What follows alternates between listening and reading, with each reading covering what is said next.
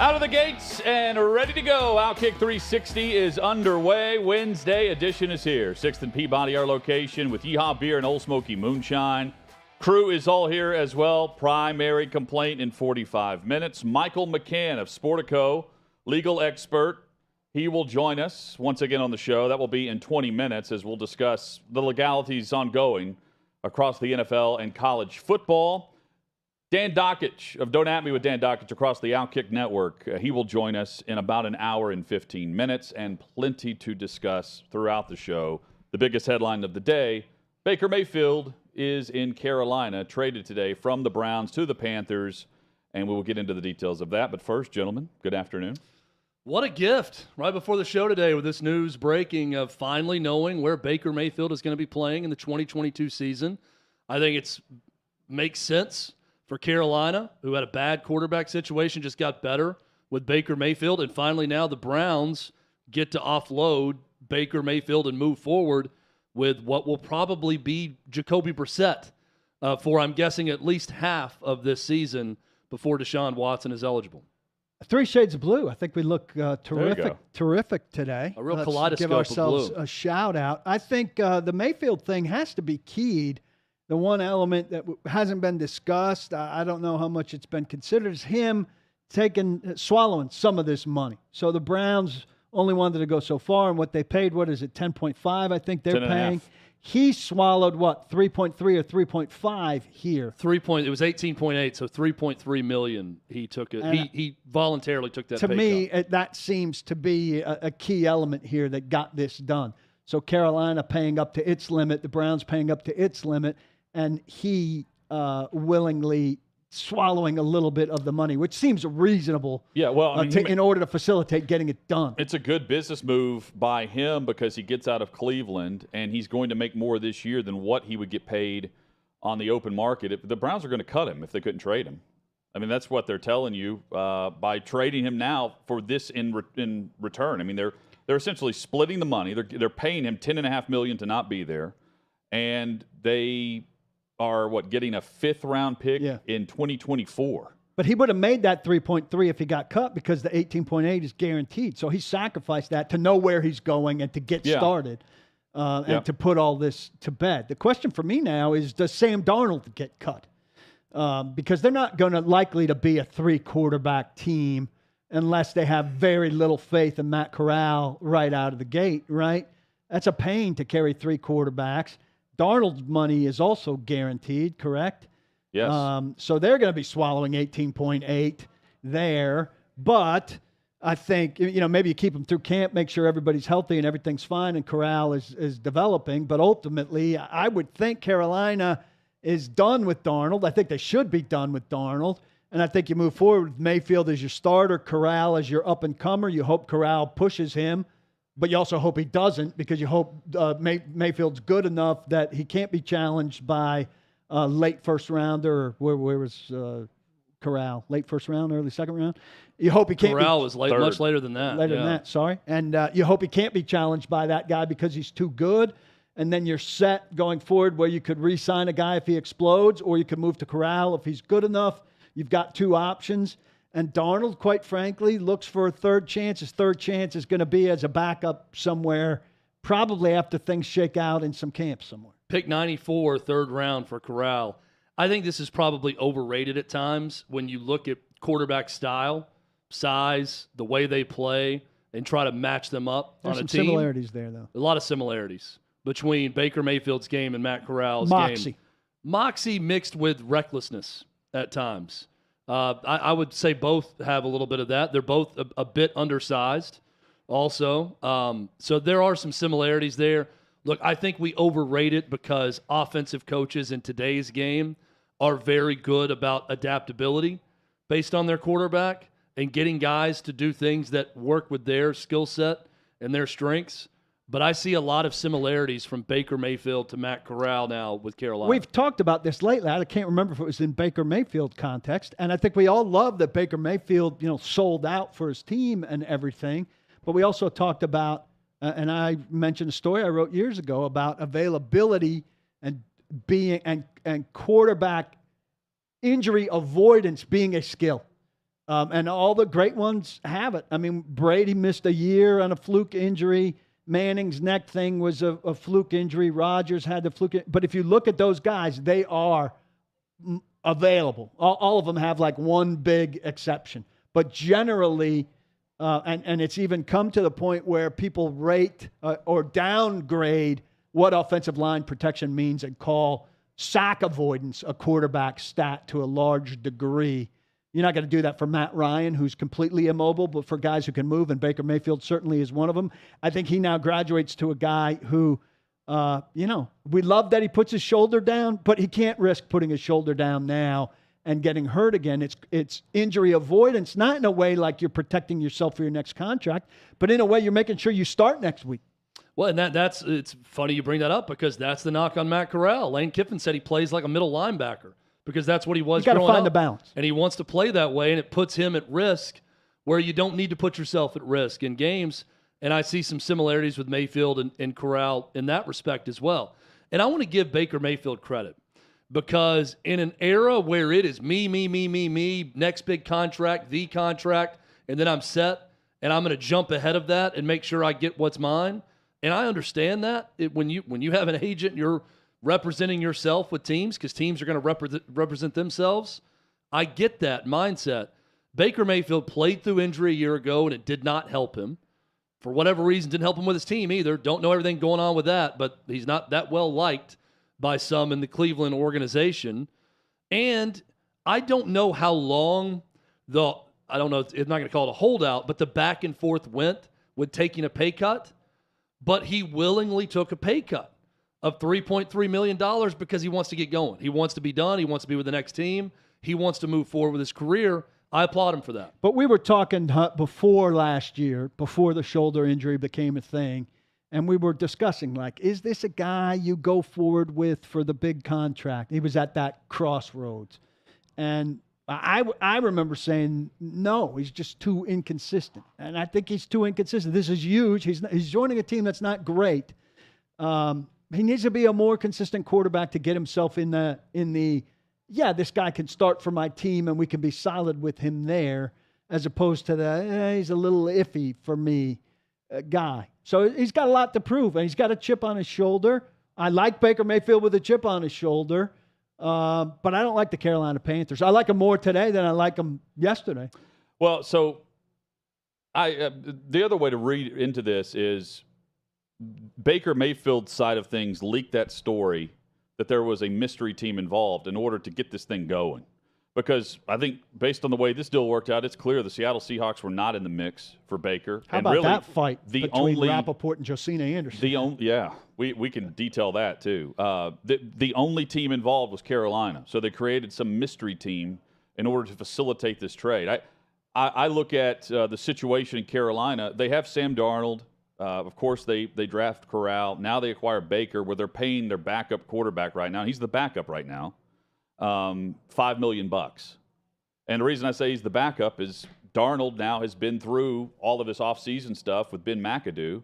And give Carolina credit in this. Unlike the Browns, they have not completely thrown Sam Darnold under the bus, where he's going to make 18.8. I don't know the trade market for him, but I think it's very similar to what Baker Mayfield sought whenever he started looking around. There are a lot of teams right now, as bad as the quarterbacks are at the backup positions, the teams that made the most sense either are not in the mix to add a quarterback. I think the other two that come to mind immediately are Seattle and Houston.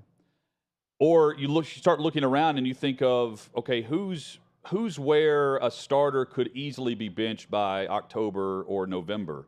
Miami has Teddy Bridgewater. Daniel Jones looks over his shoulder and sees Tyrod Taylor, where they've invested in a $5 million or less type of backup quarterback. There's a litany of teams like this. And Carolina sits there, and I think Baker says, I can go win that job, given the fact that if I could get there before camp starts. Ben McAdoo is the new offensive coordinator in Carolina. Matt Rule has got to be thrilled that they can land Baker Mayfield right now. And again, the team itself only paying $5 million allows them to take on the salary of Darnold, even if they don't want to start him. If he's willing to be the backup. Or they could do great against the cap and even pass it forward to next year, where they could be in the quarterback market again. No doubt.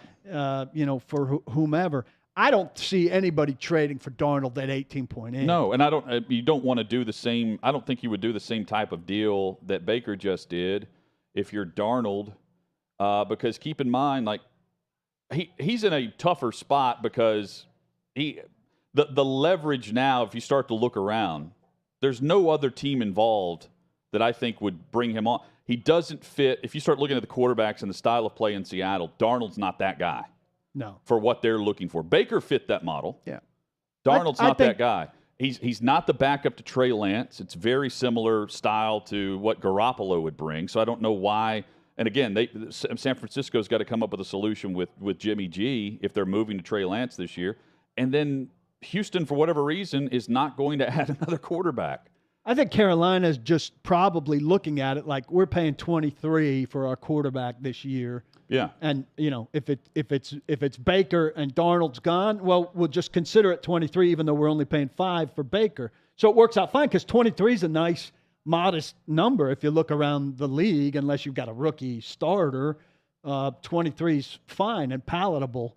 Darnold, I mean, if you've watched Darnold, you know what the ceiling is, and yes. It's just there's not enough good to overcome the bad. The Seattle part of this is weird in that the only explanation I can see is that they're just fine being really bad this year. I feel almost like Carroll. They want a high draft pick. Look, trust me, I can make something out of this. And Seattle said, well, we'll see if he can. And if he can't, we'll be in great draft position next year. But they've got too much faith in Carroll, and Carroll's got too much control. But Snyder is a really good personnel guy. So maybe he's saying, hey, for the first time ever, we who haven't valued high draft picks will finally have one next year. I think that's it. I really don't think that Geno Smith sucks. Pete Carroll has been around this game way too long, and he's had a franchise quarterback in Russell Wilson. He knows what a franchise quarterback looks like. He's not fooled by Geno Smith and Drew Lock. But there's just no way that he thinks those guys are a real legitimate option to win in the National Football League. So I think he's got an agreement with management, with ownership to say, yeah, we're probably going to take one on the chin this year and go get a first-round quarterback high in the first round a year from now. That's got to be the deal. I'll be here to rebuild it is clearly like, because he's not going to go out on their worst season of his regime. So I think he's been empowered to endure whatever and then rebuild it with a better guy. But I also think he thinks, they can run better than they have in a while, and they've always been more run reliant than people wanted with the Let Russ Cook campaign. Yeah. Holding Russ back to a degree, and they've always been, defensively. Now they haven't gotten back to where they were with Legion of Boom. But they're certainly, and they've given up veterans, but they're certainly trying to do it that way. In that division, though, you're not going to survive on that. And they're a franchise that's about to be sold. That's the other. Yep. That's the other on the horizon point of emphasis for the Seattle Seahawks. Paul Allen's trust. If they wait another year, based on the agreement with the city of Seattle, if the team is sold prior, I believe 2025. If it's sold prior to 2025, they owe Seattle 10% of the full sale price of the franchise. That was part of the agreement to get the stadium built. If not, and if not, then they can sell at any point, at any time. So it will be a few years. Yeah, so it's a couple years down the road, but they can also set up the franchise to be sold. And I mean, it's very difficult to look at a transition like that and say success is on the horizon immediately. Because it just depends on the type of ownership you get in there. And I mean, people are lining up for NFL franchises as it is. That's a good franchise. It's got a nice footprint. The stadium is excellent. The city is excellent. It's going to go for, yes. I mean, it'll top Denver's price easily, I would imagine, just because it's next. I mean, whatever's next is topping, unless you're talking about, I don't know. The Jaguars, would the Jaguars go for less than the Broncos? They might not. They'll go for less. Well, it depends if London's buying them. And also depends how many years. Are many we years playing out? these games in the UK? Because then it may be a lot more expensive. Also depends on how many years out. You know, a certain amount of years out, the next franchise, no matter who it is going for more just because that's how it works. Legal analyst Michael McCann of Sportico is back on the show when we return. A lot of legalities to discuss, both in pro football and on the college level. We'll get Michael's take on a lot of the top issues across college sports and pro sports next on OutKick 360.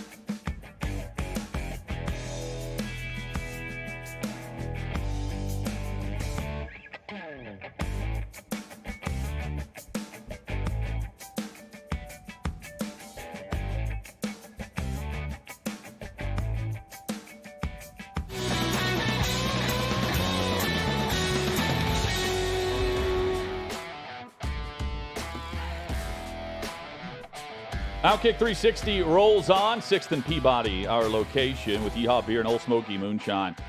A lot of different avenues for legal issues right now across the sports landscape. NFL, college football, with now we're a year into NIL. There are a lot to get to with Michael McCann of Sportico, legal analyst who joins us again on the show. Michael, always great to have you on, man. We appreciate the time today.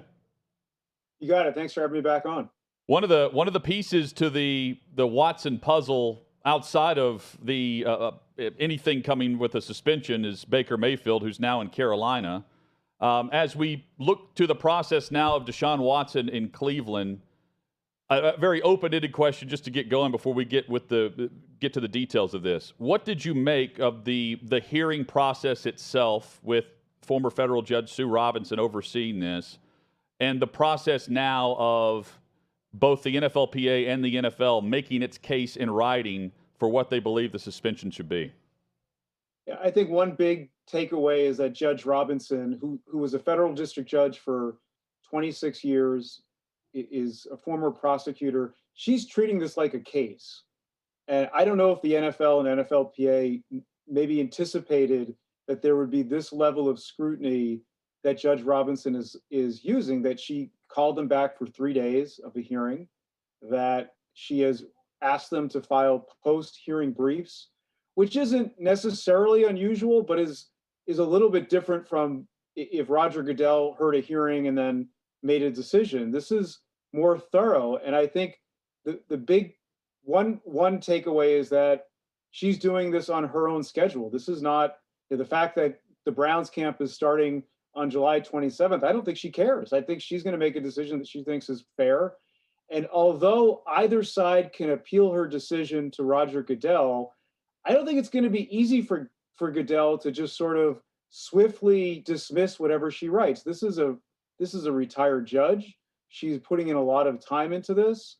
And whatever she comes up with, I think will be pretty thorough. So there is a right to an appeal, but she may make it so definitive and so conclusive and substantive that Goodell has to really respect what she writes. And I think that's an interesting dynamic when we think about what happens next. Help me with this, Michael McCann with the Sportico. If the NFL and the NFLPA agreed on a suspension length today, would that take Sue Robinson out of the equation completely? It would. So, and it's not uncommon to have a union and management resolve an employee workplace issue on their own. As long as as union and management agree to terms, it's fine. So like you just said, if today it's announced that Watson is suspended 12 games and he forgoes his right to an appeal and he forgoes the opportunity to sue the NFL, that would be fine, and Judge Robinson's role would be over. They could settle, am I mistaken? They could settle even after she comes down with the ruling if they don't want to go to the appeal process. You got it. Anytime. They can settle at any time. This is fundamentally a workplace issue, although it involves a judge and it has sort of the sort of gloss of a legal proceeding. It's really a workplace hearing, and it's ultimately up to union and management to decide how to resolve it, if they're going to resolve it through what they come up with, or if they can and it goes to court, then it will be up to a federal judge. So those of us unfamiliar with a workplace dispute like this as opposed to court stuff, to me it seems odd she's looking for briefs kind of after the fact instead of before. What are those briefs and what is she looking for in them? Yeah, I think she probably has left them with questions where she isn't satisfied with maybe what both sides have said. And she wants to give each side a chance to clarify whatever they said during the oral hearing. And my guess is that they probably know what she didn't find persuasive. My guess is that she looks at this and says, this is sort of an unprecedented situation. It's true, other players have been accused of wrongful conduct involving the treatment of women. Never before have we had one where players accused of, at one point, more than 24 women.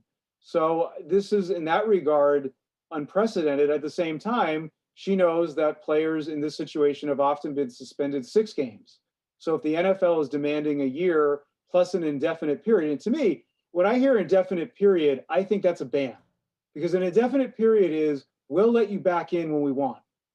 That's more than a year. That could be a year, 2 years. And my guess is she has some hesitancy towards that. Michael McCann, our guest on OutKick 360. Michael, it appears as though and just based on reading all these reports, and we'll get your take, it appears as though if the NFLPA will appeal this, and we know it goes in front of Goodell, that they're going to point to the way ownership has been handled from a disciplinary standpoint from the league. But really, that's apples and oranges based on the league constitution, which the owners have to abide by. And it's a conduct detrimental to the league, no different, except for the fact that the discipline that can be handed down through the collective bargaining agreement is exactly that, collectively bargained, and the owners are not held to that same standard. Yeah, exactly. It's apples and oranges. So, one, as you noted, this is a CBA issue. Owners aren't governed by the CBA. The CBA governs workplace issues involving union members, which in this case are NFL players.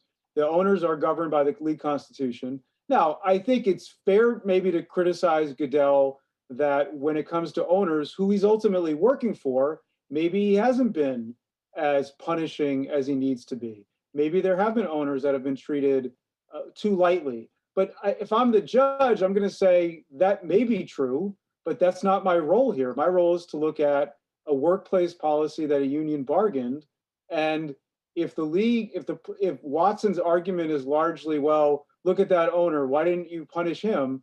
I mean, whataboutism doesn't often work, right? Because it's sort of, well, yeah, I mean, maybe he should have been punished, but no owner has been accused of more than 24 people, right? So I think we have to look, there are apples and oranges, and even in those situations, we don't have the same level of process. We haven't seen, over a year of litigation and things like that. So, yeah, I mean, it certainly could make the commissioner look hypocritical, and the league doesn't want that. And the league doesn't want, I'm guessing, a hearing transcript published, because if that came up, who knows what was said? Were other owners implicated? I mean, there's all sorts of things that could be in there that the league doesn't want. So it does give Watson and the NFLPA some leverage, but I'm not sure if the judge is going to find that so persuasive. I'm also fascinated by what Watson's camp would view or qualify as a victory in this, because I don't think we're entering a situation where he's not going to miss games. And, there's some days where I read reports and I'm thinking, man, if he just gets a definitive amount of games, that can be a victory in and of itself instead of, indefinite suspension. But if you can't point to the discrepancy with how the owners have been disciplined in the past versus Watson, there's not another player discipline situation that I can think of that's anything close to what Watson has, at least with the number of accusers here. So from his legal standpoint, how would you frame an appeal, knowing that it's going in front of Goodell and not in front of Sue Robinson? Yeah, so I think one question is going to be whether to appeal. Let's say she lands on 6 games. He might just say, okay, let's go with 6. Because I think 6 would probably be a victory for Watson and the NFLPA. I mean, because the risk of going to Goodell is he could raise it, right? It's sort of like, take your losses.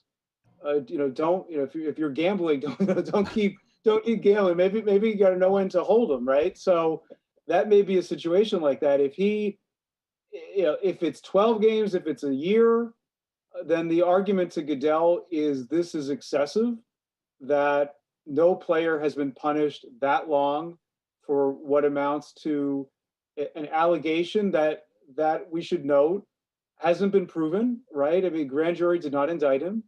The lawsuits are lawsuits. They haven't been established. There were settlements in 20 of them. He has maintained his innocence throughout. He has not at any point said, yeah, I did something wrong. So he gets, I guess, some consistency points. My guess of the argument is that other players have gotten 6 games. Why shouldn't I get 6 games? Michael McCann from Sportico, legal expert, is our guest here on OutKick 360. Michael, I hear this and I read this all over the place, and we have guests like you on the show to separate fact from fiction and tell us the difference between the two. Here's one thing I see, hear, read everywhere. Well, if Major League Baseball gave Trevor Bauer 2 years, then Deshaun Watson is getting at least X amount of time. because the NFL doesn't want to look soft on violence, on anything that with women. These are two very different cases when you look at it.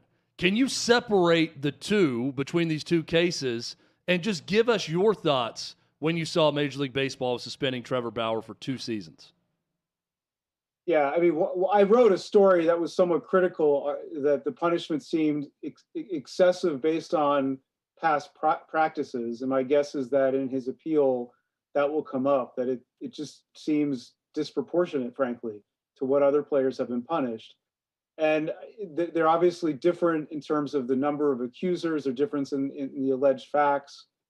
I would say that one doesn't, how the NFL handles this, and I should say how the NFL and the NFLPA handles this versus how MLB and MLBPA handles Bauer, I think are their own separate entities. I would say that the NFL could argue that in the current environment, these allegations against Watson are more damaging to the league brand because more attention is being paid towards issues of domestic violence. So to the extent the punishment reflects damage to the league's interests, maybe Goodell could say, well, Bauer's punishment illustrates how damaging these accusations are to the league, and that we want to deter this conduct by imposing very lengthy punishments. He could do that, but my guess is that they remain separate. They're certainly separate in all sorts of levels because we're talking about completely different sets of allegations. Let's flip to baseball there for a second since we're touching on it. I'm curious, just on the CBA agreed to out of the lockout, how much is it almost a death knell for a team like Oakland, which has stadium issues on top of that, for Cincinnati, where you heard an element of ownership talk about the alternatives. Those teams are terrible now. We saw the A's sell off all of their good players.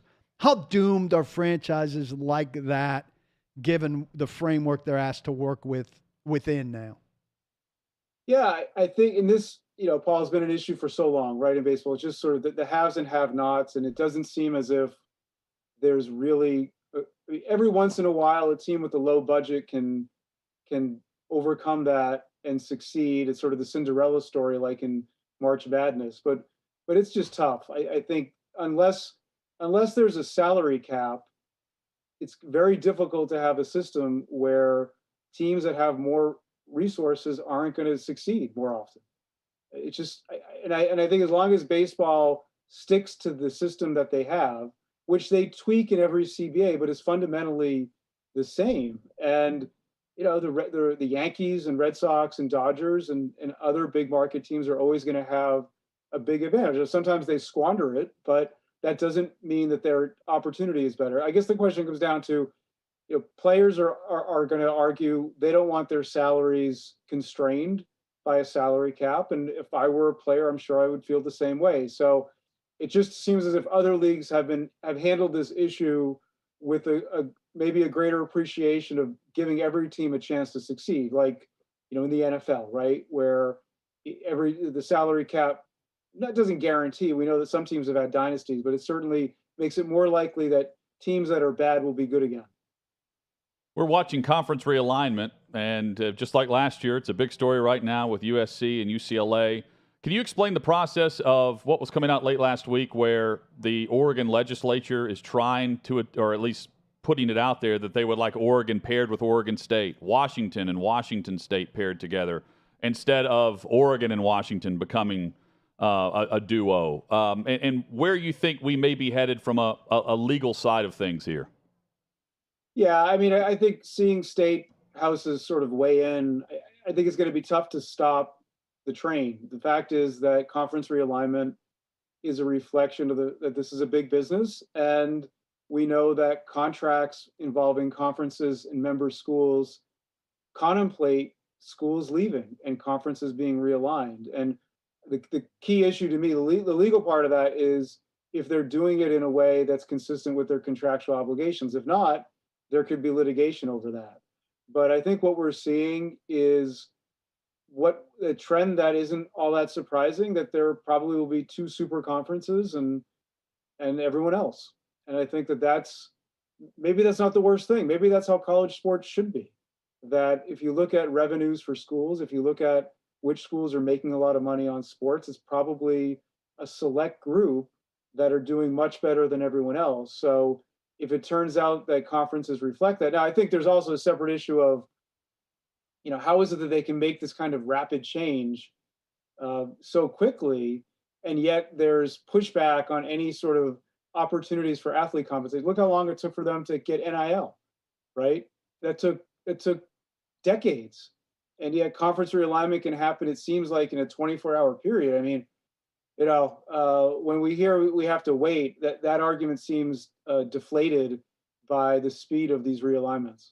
A year ago, name, image, likeness had just started, where the NCAA took a step back from regulating this, and it became a state issue from how to govern this. Do you think we'll see a federal legislation level to name, image, likeness, or is this going to remain at the state level? Yeah, I'm skeptical, because the chance to do something federal, I think, was before the state laws went into effect. What we've seen since is that states are controlling NIL, and it's hard to take away state autonomy, one. And secondly, I don't know if there's the same drive in Congress to have a federal NIL bill. The NCAA wants that, but what the NCAA wants with that is, for example, an antitrust exemption that would eliminate one pending lawsuit, House versus NCAA. That lawsuit basically says, why is it that it's now okay with amateurism that NIL is okay? What about all that money athletes could have made for years, right? Why wasn't it okay then? It's a kind of a good argument. So I don't see the political, the needle that would have to be thread. When I got to testify before the U.S. Senate, and I think if you look at, there are definitely Republicans and Democrats who support federal NIL, but I don't know if there's enough of them. And the sort of need to do something federally, it's the moment, I think, is probably past. So it's going to be tough, especially, let's face it, there are other topics that are occupying the time of members these days too. Well, is there any way that the NCAA can deter a collective or a business from getting involved in pay for play? And what I mean by that is, when a state allows a high school player to receive money for NIL, the NCAA is saying, well, that's not what it's intended for. It's when you get on campus, you make money off name, image, and likeness. But we know how this has been twisted. When you see the current state of the NCAA, do they have any teeth to go out and do something about it if collectives attached to schools are doing these things? I think if they don't do anything, it's going to keep happening. And the NCAA issued a couple months ago an advisory saying this is wrong, that our longstanding rules against pay for play exist, but they haven't enforced them. And I think this is like any situation where if there's a law or rule and it's not enforced, and other people see it's not enforced and they take advantage of it. So to me, if I'm a legislator, I'm going to say, look, NCAA, you have to take action. You have to step up and enforce your own rules. Don't come to Congress and ask us to sort of solve this. You have rules against pay for play that have been in place for decades. And not only that, that aren't lost. The Supreme Court ruling last year in Alston versus NCAA, that had nothing to do with pay for play. So those rules remain in place. And if the NCAA isn't willing to enforce them, I think it's tough to ask Congress to say, come up with a law that will give us the ability to enforce it. They already have the ability, in my view. Michael McCann, Sportico legal expert, has been our guest. You can follow him on Twitter at McCann Sports Law. Michael, always great to have you on the show. We appreciate your take on a lot of the topics that we're covering on a daily basis. Hey, thanks for having me on. Appreciate it. Absolutely. There's Michael McCann there. Won't be the last time we ask for his assistance on wading through some of the craziness and legalities of sports right now. And plenty more to hit that we didn't have time to get into with him today, specifically what's going down in Miami, for one, and what's up with Washington and Daniel Snyder. All of that will play out over the next several weeks, as will the Watson suspension. Baker Mayfield traded to the Carolina Panthers. We'll have more reaction to that as the show progresses. When we come back, though, every Wednesday at this time, primary complaint on OutKick 360?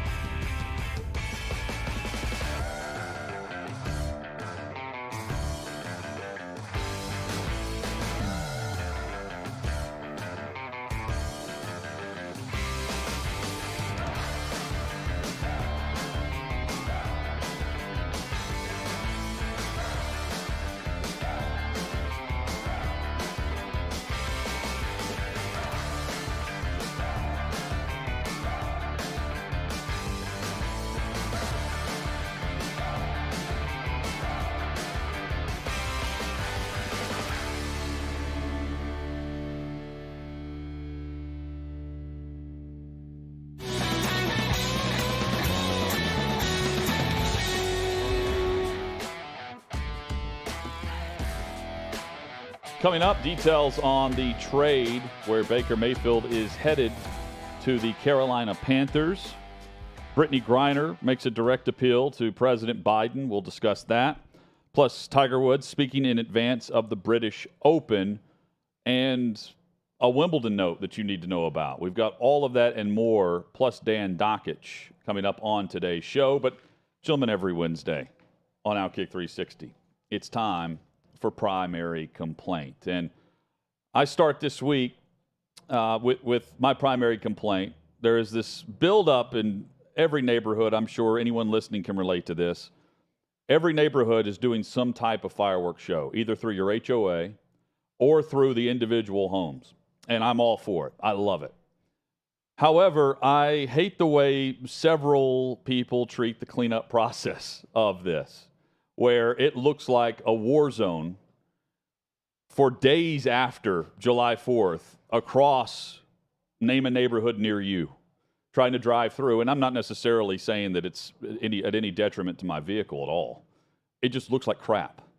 And I wish that HOAs would enforce this disaster policy the same way they would if I let my lawn grow for a day extra on any given week during the summer. So I would say enforce the trash policy, especially after the July 4th weekend. That is my primary complaint. My primary complaint this week, I'm going to Twitter for this one. And my complaint is for those that do not understand or care to understand how Twitter works. And I'm talking to this guy that if you're watching or seeing on the screen right now, someone who goes by Lord Connor Whalen. Well, Lord Whalen is no Lord that I know of from Game of Thrones because he's tweeting me and talking about me like I can't see the @ mention when he's tweeting me in response to probably something that had to do with college baseball. I honestly don't remember what the tweet was in reference to. He asked the question, is this guy related to Darren Ravel or something? Let me tell you something, Lord Connor Whalen. Or maybe you're a Duke. I don't know. Maybe not full Lord status. I have nothing in common with Darren Ravel. Absolutely nothing. And if you want to make an accusation like that, if you're going to @ me, bro, just tell me. You are related to Darren Ravel. You sound like Darren Ravel. Don't ask this question to the ether when you are sending it to me. Is this guy related to Darren Ravel or something? This guy is me. I'm seeing it. Say it. Don't ask it. Tell me if you believe it next time. That's my primary complaint. Maybe do you run in a similar fashion to Darren Ravel? I know the answer to that. Absolutely not. Similar athleticism. I would kick Darren Ravel's ass in everything. Don't you have a lot of... other than African-American history, and artifacts. He definitely has me beat in that. His collection is solid, second to apparently. none To yours. and much And better if you don't than believe it, he'll mine. tell you about it. Yes. I mean, I'm sure there's some game out there. Like Darren Ravel strikes me as the guy who has Chess? that one shot in horse Oh, yeah. where he like shoots it behind his head in a weird way over and over. He can't hit a free throw to save his life, but he'll hit some crazy shot to beat you in horse. But he's got- maybe that. Everything else I've got. He's got 2 knee braces and an elbow brace and a headband on while he's hitting that shot. He Do you And think, goggles. Do you think he's in better form shooting a basketball or running the 40? I don't know, but he looks like He's gotta Philip shoot the Seymour basketball. Hoffman playing basketball Better? every time. He's got to shoot the basketball better than he runs. He can't do I much have a worse. feeling it may be worse. It may be more cringe. I think running is the easy one for him. I think shooting a basketball is going to look far worse. I've gone to this territory before. I watch a lot of baseball on the extra innings package. I have the Yankees extra inning package. I don't understand. My primary complaint is about what they do during commercial breaks. First off, they put this up a lot, just that. But the other thing they do is they show this ad for like the history of MLB Network, which is, very boring after you've seen it a long time. I don't understand why they don't do regional advertising. If I'm watching New York Yankees baseball, odds are I'm kind of displaced from the metropolitan area. So why wouldn't you get I'm just going to use one example, H&H Bagels to advertise here. And then the person in Kansas City who's missing the Yankees probably has some attachment to New York, can't get H&H Bagels. This would appeal directly to them. Or, fancy New York City cheesecake, a particular brand saying you can get this where you are. but you can't get it because you're not in New York, but I can ship it to you. And that would be spectacular. If you're a Pirates fan watching the Pirates, you could advertise Permani Brothers and I can ship this to you, things like that. Seems like a huge missed opportunity where you're connecting directly with the displaced audience of that city. Yet they don't seem to make any effort to do this. And I don't understand why not. It can't be that difficult. You've got a specifically targeted audience here and you're wasting it. There has to be some agreement where it's embargoed that they're not going to come into the territory of the Yes Network or Masson and try to charge people less than what they would pay for that network. And it's probably some Major League Baseball official sponsor blackout type thing on certain products where they have all their official sponsors and partners across the country. There's got to be some agreement there. Otherwise, it doesn't make sense. They wouldn't turn away the money to do that. I would think it would be another way for them to reap a fortune off of what I talk about all the time, it being such a regional game. Connect you back to home. They're so handcuffed. Handcuffed, I think, is the right word, but they allow it, so it's they're into that. They're so handcuffed into the regional broadcast that ESPN pulled out of the Monday Night Baseball contract. That's why you don't see Monday Night Baseball anymore, is because they wanted exclusivity with that game, and Major League Baseball wouldn't give ESPN a true national broadcast because of the regional networks and what that means to their agreement. They backed out of the Sunday thing where everything was blocked out on Sunday and only Sunday Night Baseball was available, which was incredibly obnoxious. So the Sunday night game is the exclusive game on Sunday night, but if your team's playing at 1 o'clock on Sunday, you could still watch them. Thank God. Yeah. Used to be not the case. From someone, though, Paul, that sees a lot of local advertising on my Braves broadcast on Bally's, let me tell you, you're not missing out on much. I'm not saying I want to see. Because they're all local car dealerships that are chip carry ads where the guy who sings the seventh inning stretch song is singing "Take Me Out to the Ball Game" in a Toyota. I'm not saying I want to see their local advertising. I want to see local advertising targeted to people like me who are watching out of market. Oh, aren't you missing this about New York? I can get it to you in Nashville. I can get it to you in Kansas City, San Diego, Seattle. I think there's smart niche advertising that be had there that could make a company a fortune if it sells out of market. There's got to be some maddening agreement that people are just like, I'd love to be able to sell this to a local advertiser there to target you here, but I can't because of the agreement that we're not going to go into these markets and try to target advertisers who to take away from the bagel would people. Sell to the local regional network. Right. So the Braves person selling bagels doesn't get screwed in Nashville. I don't care. Yeah. Well, I'd also like to say to MLB.TV, we feel your pain. And you can get H&H bagels in Nashville now. But headlines next, including Baker Mayfield to the Panthers.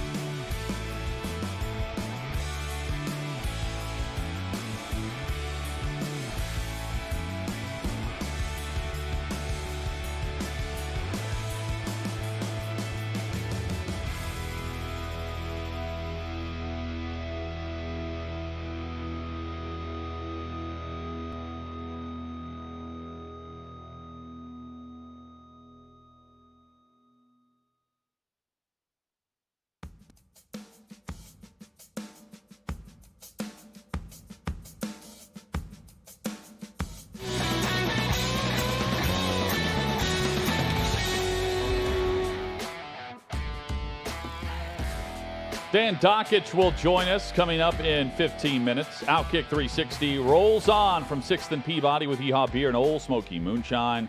Here every day, live 2 to 5 Central, 3 to 6 Eastern. Baker Mayfield traded to the Carolina Panthers. He's taking a $3.5 million salary cut in order to facilitate this trade. $10.5 million will be paid by Cleveland, and around $5 million will be paid by the Panthers. They still have Sam Darnold.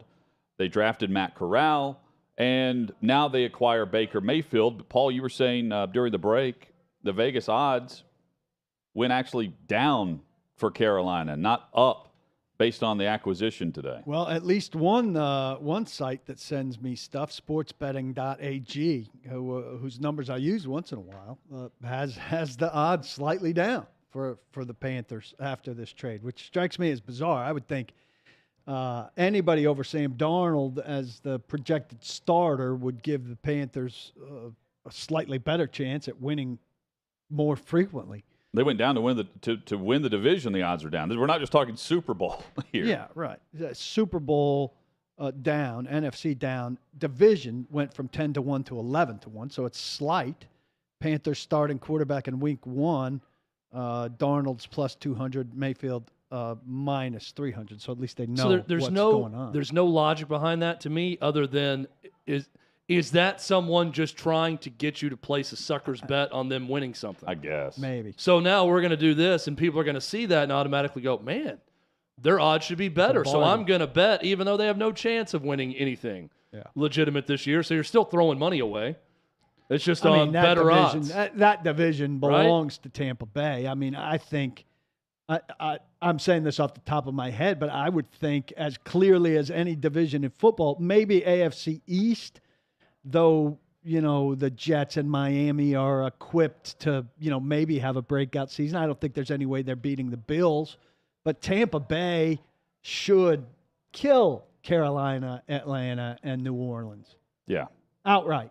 So I think it's anything you're betting division-wise in there is a sucker's bet if it's not Tampa Bay.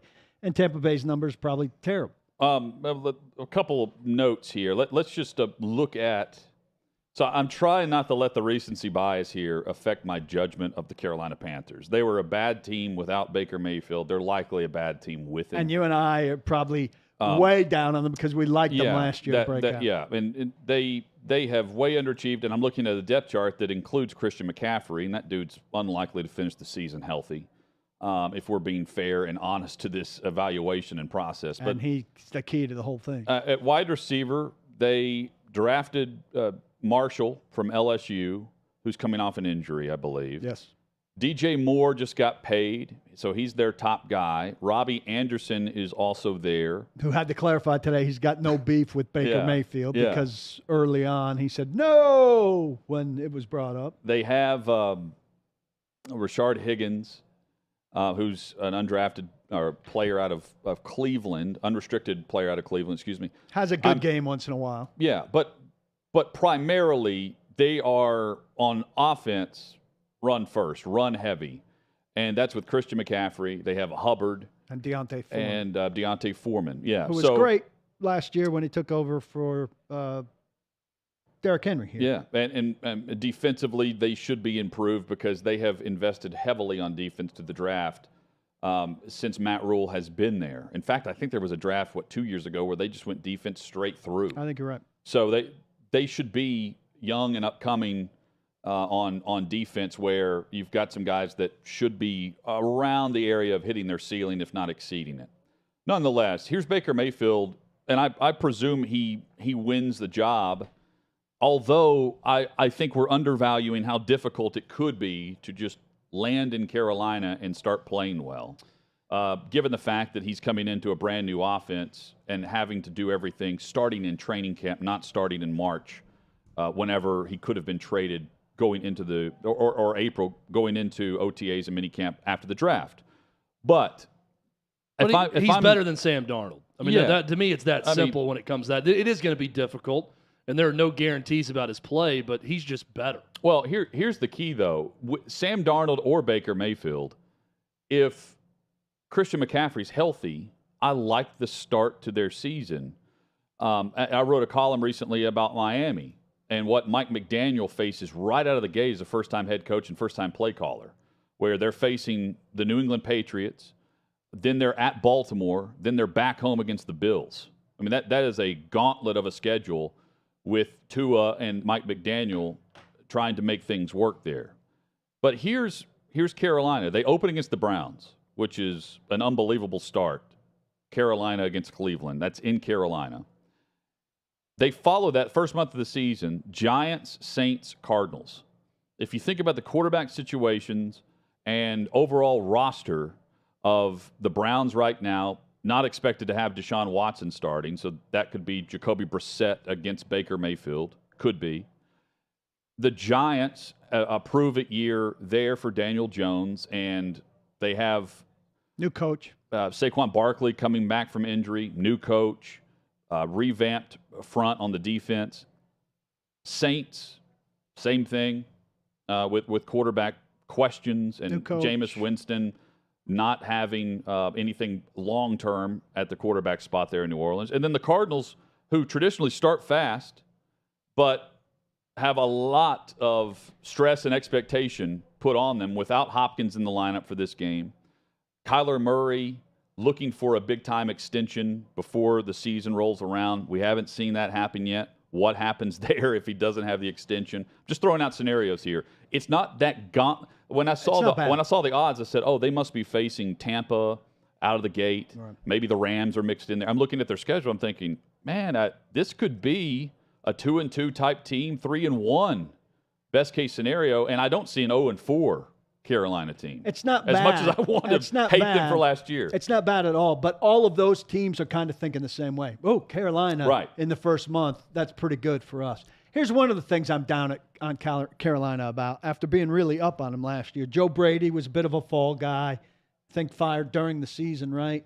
And one of the big charges for Matt Rule was to go get something big at offensive coordinator. And what he wound up with was McAdoo. Yep. You excited about that? I'm not. And maybe that's recency bias because he was probably a pretty good assistant before he went and wasn't a good head coach with the Giants. He was with Green Bay for a while. Where was he last year, though? It was Dallas or Tampa? He was a consultant in Dallas before he got this job. Consultant doesn't excite me. Before that, he was the Jags the first year after he was fired. He took some time off after he was fired by the Giants. He was the Jags quarterback coach in 2020. Then he was a Dallas consultant. Before that, he was the offensive coordinator with the Giants before he got the head job. Hang on. We weren't ripping Jim Schwartz for taking a consultant role last year. So let's be fair to the name of the gig there. And he was right. And you're getting paid. You're getting paid by the Giants. I mean, we look as a slight for Ben McAdoo, who's a consultant in Dallas, when people were praising Jim Schwartz when the defense got better here. But he didn't have a huge resume coming into the Giants job. He was quarterback coach for 2 years with the Packers. And that's a golden job. You're working with Aaron Rodgers, and everybody gets excited about you. Right. How great a coach was he? He was offensive quality control with the Saints. He was assistant offensive line with the 49ers. He was tight end coach in Green Bay before he fell into quarterback coach job there, which, hey, great. You got to work with Aaron Rodgers, and I'm sure you did fine work. But you get the papal blessing from Aaron Rodgers, and that's the magic ticket, right? I don't love him as Carolina's offensive coordinator. But they did take a flyer on Joe Brady before that, the kind of move you like. So what do you do after that? You go safe. You go with the NFL lifer. Right. The bounce back is we'll go as safe as possible with a guy who's been around the league since we went with this upstart. Exactly. That hasn't been around the professional game. Well, it's still like a man. I view it though as it's not a layup by any means, but you know what you're getting in Baker Mayfield. Right? You're getting a guy who's never going to quit on you, and a player who, while he's going to be in some tough spots and he plays reckless, I think there's a fire and an energy to that also is very enduring. I say that knowing what Cleveland just told us, though, which was it doesn't really matter. And let me also, and I had not read the full statement, so I didn't bring it up in primary complaint. But this statement from the Cleveland Browns about what Baker Mayfield meant to them after just signing and fully guaranteeing Deshaun Watson this this contract is ridiculous. And give me a moment. I've got it pulled up, and I've got so many freaking windows open. Well, let me also say this about anything that's coming out of Cleveland in terms of what they thought about Baker Mayfield and anonymous quotes coming out of there and them needing an adult in the room and all of this. Is Cleveland a reliable narrator in all of this? I want to be fair to Baker Mayfield. And I'm not saying that he's completely innocent and maybe there was something going on, but are we just completely buying an anonymous source coming out of the Browns organization as the truth in regards to Baker Mayfield, or are they an unreliable narrator? Now they're very complimentary as he walks out the door. So here's Andrew Berry. Baker Mayfield infused our organization with tenacity and grit during his time as our starting quarterback. Baker's competitiveness, toughness, and ability to persevere were all characteristics that endeared him to our city as well as his teammates. He will always have a unique place in Brown's history for what he accomplished, and we wish him well as he continues his career. That from Andrew Berry. And then D and Jimmy Haslam also echoed that same sentiment where they point out ownership comment on top of that. I mean, well, that's a little much as it is, which I'm sure is what you're getting at. Yeah. Now they're going to have owners comment as well. I'm not going to read the full statement from them, but they point out all of the events that he did off the field in the community, Special Olympics, Boys and Girls Club, and they thanked him for his contributions to the Cleveland Browns. If he was this good, you would have your team built around. Yeah, you'd extend him. They're not saying he's good. Well, neither. But they're saying he perseveres. Okay, if he was this influential. So how did you phrase the question, Chad? Are we going to allow the Browns to be the barometer? No, I said I'm just asking the question, are the Browns a reliable narrator in all this? I think the league is. No one was clamoring for Baker Mayfield. Yeah, I mean, look, he was unreliable. Which is surprising to me. He was a semi-unreliable but he ends question up in a mark. place that we all thought in the beginning made perfect sense. He was a semi-unreliable question mark going into last year, and then the injury screwed him. And so the league has moved to other people. And he needs a bounce-back year playing. It's different than who went to Buffalo last year and has come out of it, Trubisky. But it's similar in that this year can revive him. Trubisky miraculously did it on the bench. Baker Mayfield is way better Mayfield, than is going to have a chance to do it on the field. The off season that we just went through, where Baker Mayfield Trubisky didn't even play, and he was the first free agent quarterback to land somewhere. In Pittsburgh. Meanwhile, no one was trying to trade for Mayfield. To be fair, too, though, there's a big salary involved. There's a trade that has to go down. There's a Browns organization that everyone knew they had to get rid of them so they could wait it out as long as possible and get the best possible deal out of them. Mitchell Trubisky was just there for the taking if someone wanted him. I think Mitchell Trubisky's not in Baker Mayfield's ballpark. No, I think Baker Mayfield will come out of this the same place he was, maybe a little better, at the start of last year, where you can't quite get yourself to commit to him as a long-term future of your franchise guy. And you don't want to invest that kind of money in him, but you like him a lot better than a lot of the options that are out there. I think that's kind of what he is. And that some Sundays he'll look like the best player in the league. And other Sundays you'll say, what the hell is this guy doing? And that's a tier of quarterbacks in the league. He could be at the head of that tier, but I don't know if he could jump from that tier into the next tier, which is what you're going to get Sunday. But we've seen him play a complete season and play it well. The 2020 year, prior to last year playing through the shoulder, he's coming off of a very productive year and then gets hurt in week 2 and then played through it, but was just simply not the same guy as he was the year prior.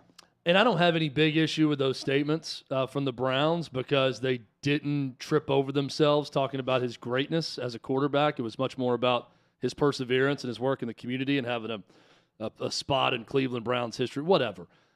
My thing would be just don't say anything, right? If you're the Browns, it's okay to not release a statement and not say anything. And then you played them in week 1. If you want all your people that are in front of the media to speak glowingly about his perseverance and how much he meant to the Browns, fine. Do it then. Pump him up as you go into that week 1 game when you know all the questions are going to be about Baker Mayfield. I don't always understand this desire to put out a statement right away, right? You just made the trade. We all know what you're doing. You wanted Deshaun Watson and not him. you didn't want him to be the future of your organization, you can be silent. The deal is done. The trade is gone. Let this be Baker Mayfield's moment now to start anew in Carolina and stay out of it. I can understand why they do it for two reasons. Just how bad they've been at quarterback forever. So grateful for anybody that's done anything. So you want to put a stamp on that. And they got a chance here to talk about a quarterback without any questions about sexual assault. Yeah. But again, you could also just take the chance to not have to say anything. I would just fall back on, we just won't say anything. The deal is done. These statements just fizzle. I mean, think about read it and it's gone. From this perspective too, and you know, I put a lot of emphasis on him playing through the injury as long as he did, and they were completely eliminated from any mathematical playoff chance before they put him on IR, and they threw him to the Wolves against the Pittsburgh Steelers in December of last year, where they could have easily gone to the backup and saved him what was a terrible performance. With that, because he was getting crushed. With that being said, if he elected to have the shoulder surgery after the injury, the lasting memory of Baker Mayfield in Cleveland would be the playoff game and the playoff win. And with Stefanski from his basement. So where does he end up now compared to playing through the injury and hurting himself? I don't think you can't say that persevering through the shoulder injury helped him in any way through this. It did not. And I think, in fact, the Browns treated him like garbage. How often does that turn out to be the case? I mean, the contractual timing was the unfortunate thing there, because most times if a guy does that, that's why he's playing it, right? Yeah. That's why he was playing it. It's why I want to take every chance to say good job to Baker Mayfield on it, and good job taking the pay cut to do this so you can get out there and play and start somewhere again, because he is now a cautionary tale. Every young quarterback or any quarterback that's got the slightest issue that can't be 100%, their agent is going to get in their ear and say, don't be Baker Mayfield, who tried to play tough guy and stick through it for his team and play through it and completely damage your future earnings in doing so. If there's one guy, that's the sad part about all this. If there's one guy I'd like not to get hurt this year, it's him. I mean, I think he deserves, in many ways, a full season in exchange for what he did last year, which was the right thing, but didn't pay off for him. So I feel sympathetic for him. I do. Dan Dakich weighs in on this discussion and more. We'll hit the OutKick headlines with Dan Dakich, host of Don't At Me across the OutKick network. Dakich next on OutKick 360.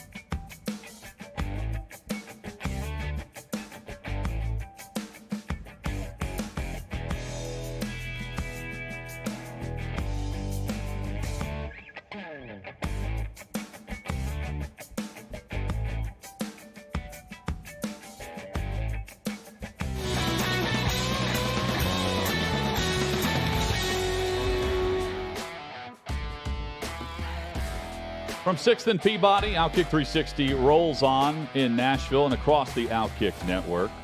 Dan Dakich joins us. You can check out Dan every morning, every weekday morning, with Don't At Me with Dan Dakich across the OutKick network, streaming live each AM. Dan, good to see you, man. What's going on, fellers? How we doing, Daniel? I'm doing splendid. I need to know what to make of Chet Holmgren last night. I know this is a summer league game and it doesn't amount to much, but NBA people seem to think 23 points, 7 rebounds, 4 assists, and 6 blocks in a debut is notable. I have no idea who was on the floor against him either. So you're my NBA guy. Tell me what this means and how it looked to you when you looked at the highlights, which I'm sure you've seen. Meaningless. I've done NBA Summer League games for ESPN. I've been out there, and it's absolutely meaningless. And I get it. You know, he's the guy, right? He did it against Kofi Cockburn, who's a nice player, but Kofi Cockburn had a real chance last night to get in a stance and play hard. I watched the highlights, and I'm thinking, man, who's guarding this guy? And I think Chet Holmgren's a fine player. I think he's going to be a very good scorer in the NBA. I don't know that he's going to be a great player because of his body type. Maybe he will be. It looked good, no question about it. But I got to tell you, I put 0 into it. And if I'm different than others, then good for me. I remember, Paul, when the Pacers, I was screaming for them to draft Draymond Green. They took a guy, Miles Plumlee. Miles Plumlee, not the good Plumlee, Mason, but Miles. They took him in the first round. Miles Plumlee had 18 rebounds in his first summer league game, and people crushed me. See, you don't know. I'm like, look, it's a summer league game. I think Holmgren will be a good player. I think all these draft picks need to shut the hell up, whether it's Holmgren or Sharp or our guy Mathurin, and just go out and be good. But I think it's meaningless. Dan, I feel like there's a lot of college football media out there, and maybe it's an affiliation with a network that has something to do with this, but they're really doing their best to try to convince themselves that they love all of this conference realignment and all of this expansion with conferences and how ultimately this is going to be good for college football. And I got to be honest, I'm not there yet. I don't see how leaving behind a bunch of schools that have been in a Power 5 conference for years and years where we associate rivalries and conferences one way is great for the sport right now. What do you make of this?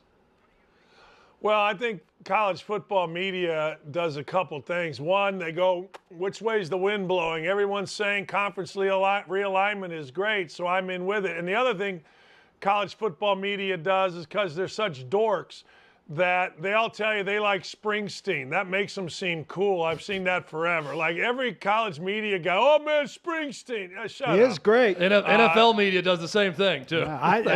New Jersey people do it. Media does. Yeah, well, Springsteen's fine. I saw him in concert. Blaze Winter, nose tackle, tried to beat the hell out of me, but that was a long time ago.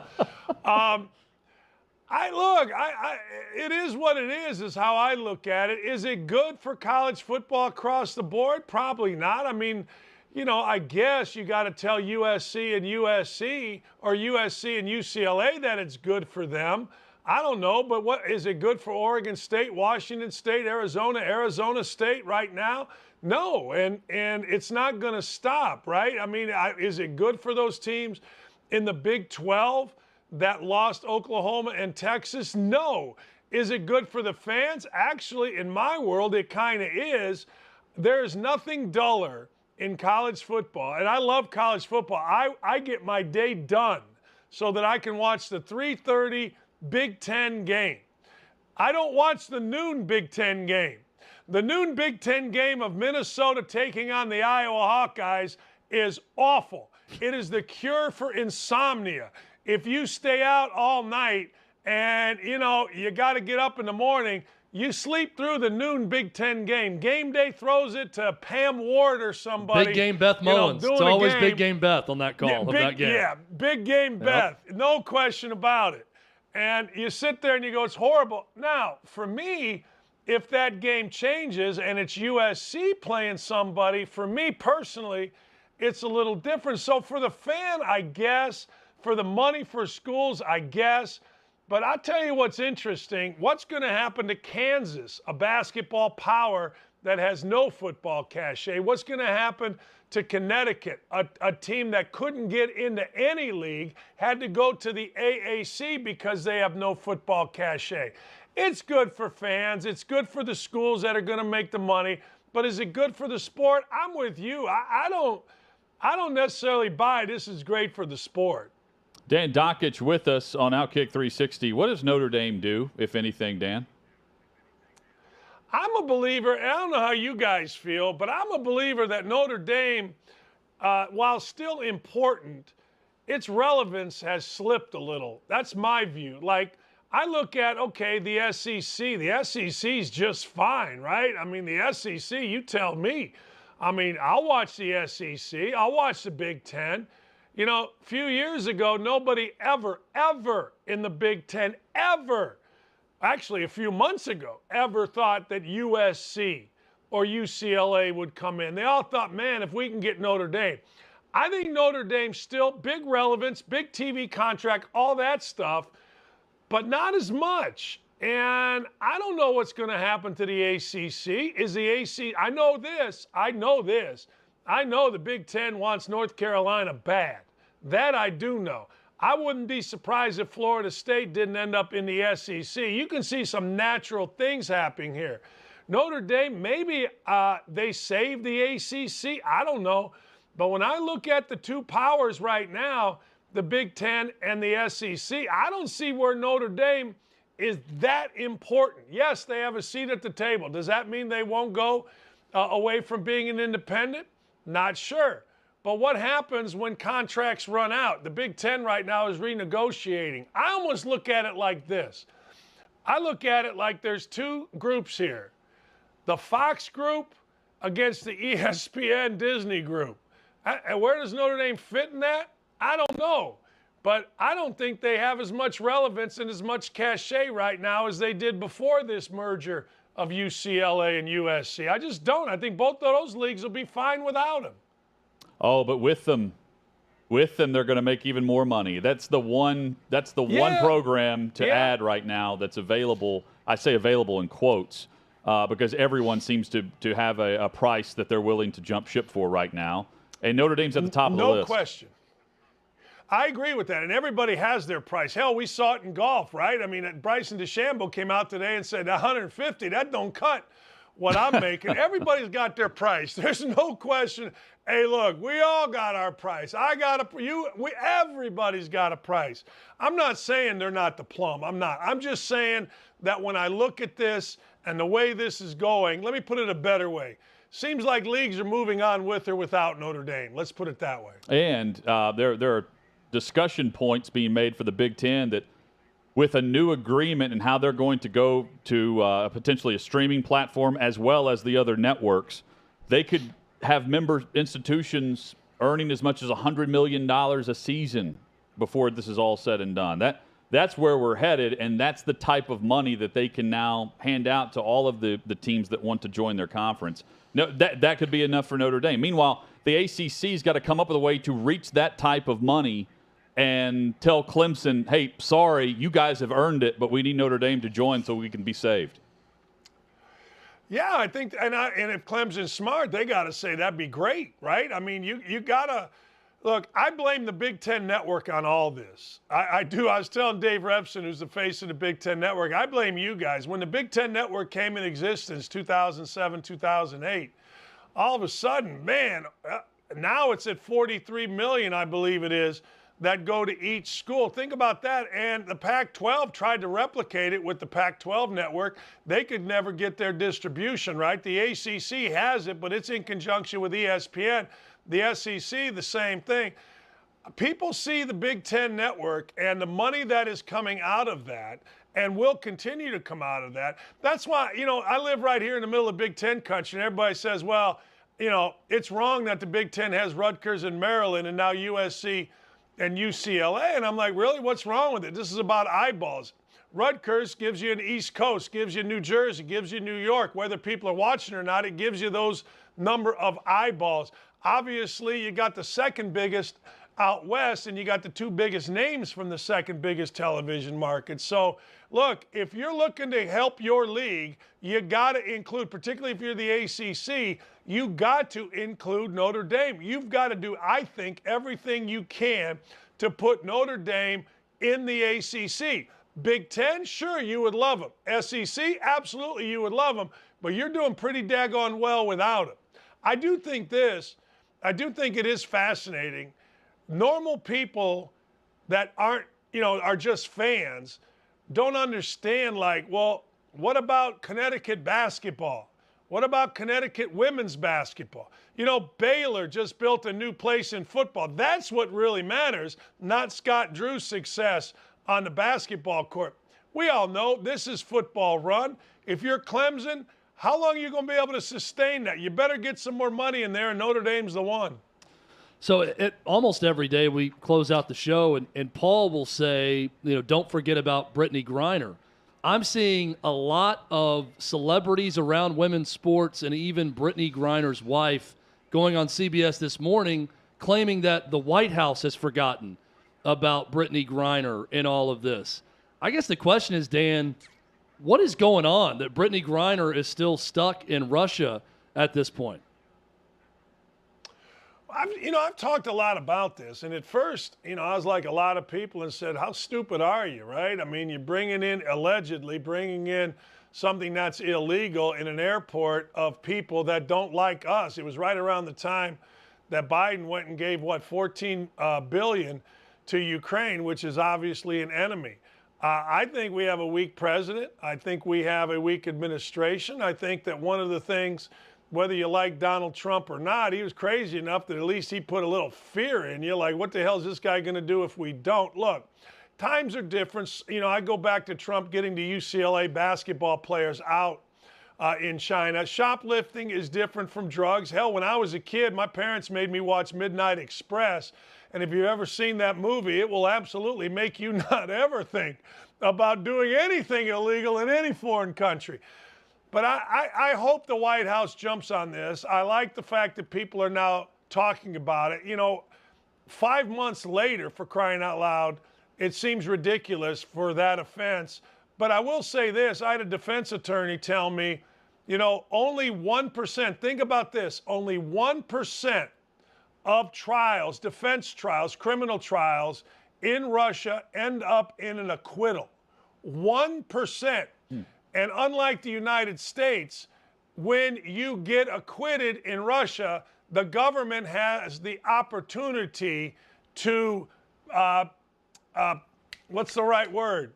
I'm forgetting a word here. To appeal, to appeal that acquittal.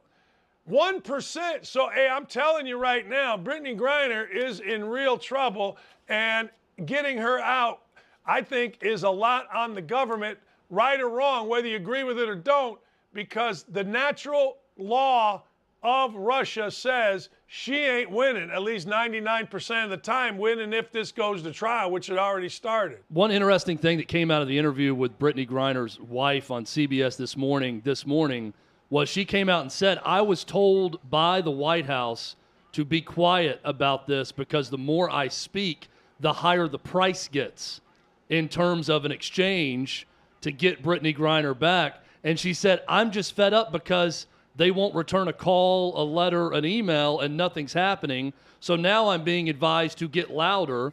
And I just think it's interesting that she gets louder. I saw other WNBA stars, other athletes. Now all of a sudden, it's like the flip switched and everyone's calling out the White House all at once to make something happen. Well, I think, again, I saw where her coach said if this is LeBron, he would be out. Boy, I don't know if I agree with that. I don't think this is a black, white, woman, gay. I don't think this is any of those things. It's not always about those kind of things. This is about a person doing the wrong thing at the wrong time, and in a country that is obviously hostile. And that person happened to be a big name person. The timing of Brittney Griner's offense is horrible. Again, I don't think it's about LeBron, popularity, a man, a woman, white, black, heterosexual, lesbian. I don't think it's any of that. I think this is the timing of it. And I think that when you look at what's going on now, I almost feel like, where the hell were you people? Where was everybody these last 5 months? Maybe they were told not to speak. But the bottom line is that woman, I hate it for her, is still in prison. And look, I get it. You broke a law in a country. I get it. We all get that. Laws are different in different countries. You got to be smarter than that. But damn, 5 months in a jail for that, with the prospect of 10 years, a 99% prospect of 10 years. I've said this for the last 6 weeks, man. Somebody got to do something. It ain't going to be me. It ain't going to be you. It's going to have to be the President of the United States, the government. I understand he's got a lot on his plate. I understand there are other people. But daggone, this is, I don't have the answer. I can just point out what I see as the problem, and something's got to be done about it at a level far higher than any of us. Paul, are they the reports that they're trying to exchange her for someone? Is that kind of the idea behind what you've seen? I've seen some stuff like that. Obviously, what Chad's talking about on CBS this morning indicates that that's well, and she said it. She said this is what the White House said, was for me to be as quiet as possible, because if we continue to speak, it's just going to drive up the price, is how she said it, which I thought that was the most interesting part. So clearly they believe it's an exchange. Yeah. Exchange of prisoners, exchange of money, exchange of something, conceding something to Russia in order to get her back. Hard to force the pace of things when you're dealing with the crazy man. I mean. Yeah, and here's the other thing, and I believe that. I believe they were told to be quiet because all of a sudden now Brittney Griner writes a letter. I mean, I got to tell you, I think any of us, that if we weren't told to be quiet and we trusted that advice, we'd be screaming and yelling from the day she got locked up. And if it was your daughter or your son or your aunt, uncle, mother, cousin, whatever it is. So I kind of believe what was said this morning, which was, hey, look, we kept quiet for a long time at the advice of the state. Now it's time to let's go. And I also believe that one of the reasons, again, this is why I say it's popularity more than it is black, white, male, female, lesbian, heterosexual, whatever it is. It's popularity. It's a bargaining chip. And as Paul, you said, man, you're bargaining with crazy blanked off dude. I mean, a dude that's saying, wait a second, you just gave $14 million to the person or the group, the country that we are fighting. Logic tells me that ain't going to make that dude very happy, and he not going to bend over backwards to appease you. That's what logic tells me. It's a horrible situation. Again, I go back to timing. The timing of it, the act, whether or not she did it or not, I don't know. The act itself is stupid, but my God, the timing made it even 1,000 times worse, in my opinion. Before we let you go, I want to ask you about Kevin Durant. We haven't talked to you in a while. This wanderlust and need to be loved by him annoys the hell out of me. Does it affect his legacy, and what do you make of the Nets' willingness to go along and scrap the plan they had for him to be their guy? Man, everybody tells me that Adam Silver, Paul, is the greatest commissioner. He's the greatest commissioner because he kisses the backside of players. And media guys in the NBA are so tied into players. Media guys in the NBA want the life of an NBA player. I've seen it for myself. This is the league, and this is the league that Adam Silver has created. It just is. I saw Chris Haynes, who's a very good reporter, say, well, it would be a bad look for the Brooklyn Nets if they didn't do what Kevin Durant wanted. What? You got $1 billion business that you're running there. Each franchise is worth $1 billion. No, it's a bad look if you don't do what's best for that franchise and that fan base. And if I'm the Brooklyn Nets, I'm saying, wait a second here. We're paying you, I don't know, whatever it is, it's over $50 million a year. This is a pretty good gig. We made a commitment. We sold tickets. We sold the fan base. We're going to go through with this. If you don't want to show, fine. Then you fine them, you get all your money back. But at some point, Paul, I honestly believe that leagues, the NBA, the NFL, you got to start standing up for your fans and for your team. Hey, look, James Harden didn't like it. Oh, we're going to get rid of him. Kyrie Irving plays 40 games or 20 games, whatever it is. Oh, we're going to get rid of him because he wants to get rid of. At what point do you say, hold on, you came here and we gave you a deal, both in good faith. We're going to live by at least a couple years of this deal. Honest to goodness, if I'm the Nets, I'm thinking about what is Brooklyn, the third largest city in the country, whatever it is. That's what I'm thinking about. And if some dude don't like it, hey man, don't play. Don't take your $50 million. Figure it out. That's what I'd do. Well, imagine trading for that guy. Yes. That's what trading for a guy that's going to be gone in 3 years because that's what he does. 3 years would be a long time. Trading for a guy, here's the problem. And this is what coaches will tell you all the time, and general managers. The problem you have is when you have an evaluator as your best player, a guy that's evaluating everything that you do. Like, I don't view Steph Curry as an evaluator. I view Steph Curry as a guy that's in the system. Let's go. Let's win. Let's kick everybody's backside. I look at Kevin Durant as an evaluator. How do you treat me? Oh, you're not treating me well. Well, I didn't get along with this guy. Screw that. I mean, seriously, if you're going to be the alpha dog, particularly in the NBA, where alpha dogs are the absolute positive face of the franchise, the organization, and fellas, as you know, many times the city, he can't be evaluating every single thing that everybody does. He's got to be the bought-in guy. He's got to be the guy that brings everybody together, not the guy that's over there in the corner saying, can you believe the coach did this? Can you believe the general manager did this? I'm not playing. You know, that crap just gets you beat in the first round or keeps you out of the playoffs. It just does. That's why I have such an appreciation for Steph Curry. I swear to God, the dude might be the most important player in the NBA. All he does is win championships, dominate series, and do it every single night with a smile on his face and no issues whatsoever. Honest to God, you can't have a guy that's evaluating. You got to have guys that are bought in and going. Let's go. And Kevin Durant doesn't seem to be that guy. Don't at me with Dan Dakich. Mornings across the OutKick Network. Had a great conversation with Michael Lombardi prior to the Cleveland trade with Carolina. You can go back and watch that. And Dan will be tuned in tomorrow. Tomorrow I got Joe Kennedy, the guy that beat the Supreme Court. He won the Supreme Court case. He can pray on the field. We got him on tomorrow with his lawyer. It'd be good. Awesome. Thanks. We'll be Thanks, there. Dan. Thank Always you, Dan. fun. Thanks, Dan. Appreciate you joining us. Dan Dakich with Thanks, us guys. each and every week. Don't at me with Dan Dakich mornings across the OutKick Network. Coming up, Tiger Woods talks about the British Open and the upcoming play that he is going to be involved with there. And also Bryson DeChambeau wants you to know how much money he's making. That's next on OutKick 360.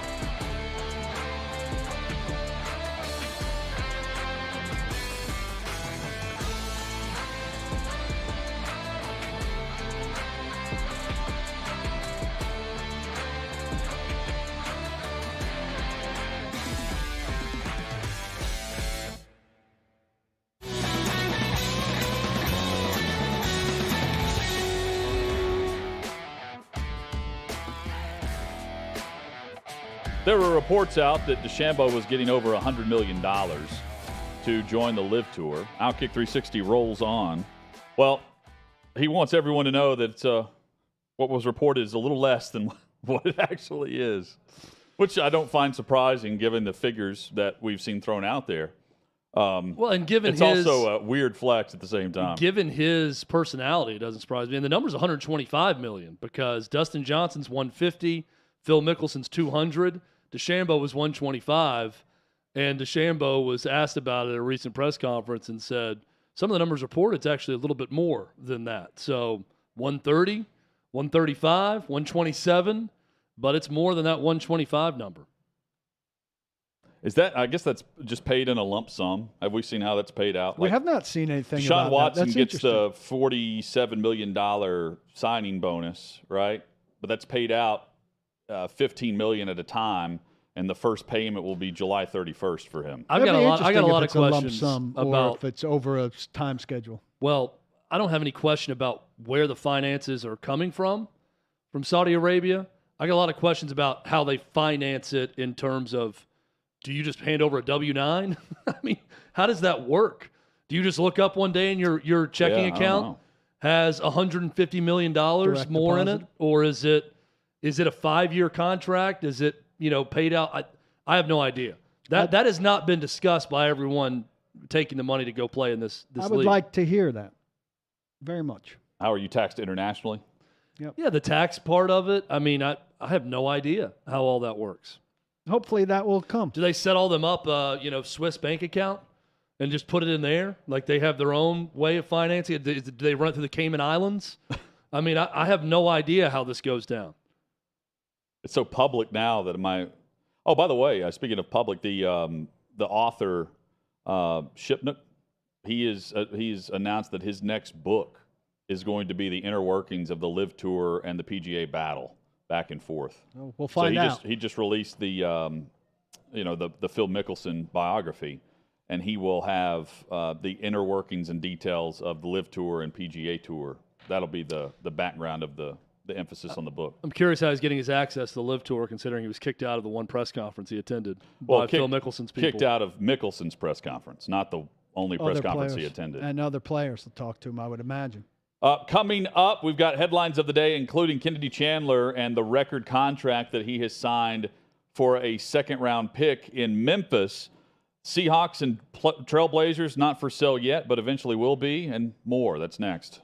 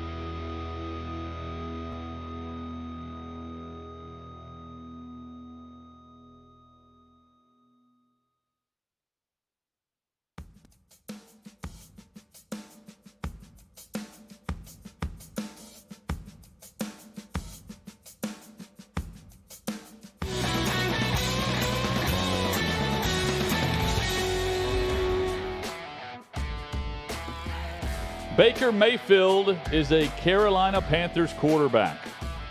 He's in a room with Sam Darnold, who's going to make 18.8 this year unless he follows a similar path that Baker has followed, where today Mayfield took a $3.5 million pay cut, reportedly, that will make Cleveland agree to $10.5 million of the remainder of the contract, and Carolina is paying roughly $5 million to acquire Baker Mayfield in exchange for a 2024 fifth-round pick. OutKick 360, final hour is here. It's a very similar type of trade to, and the money's a bit off here, but to what Ryan Tannehill was traded for to the Titans, where the vast majority of the contract, guys, was at the time paid for by the Miami Dolphins.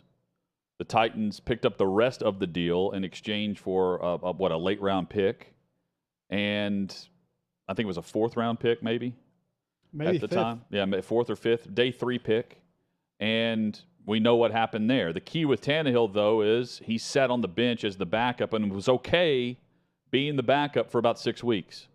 Week 6 at Denver was the final start for Marcus Mariota that season, and we know the rest.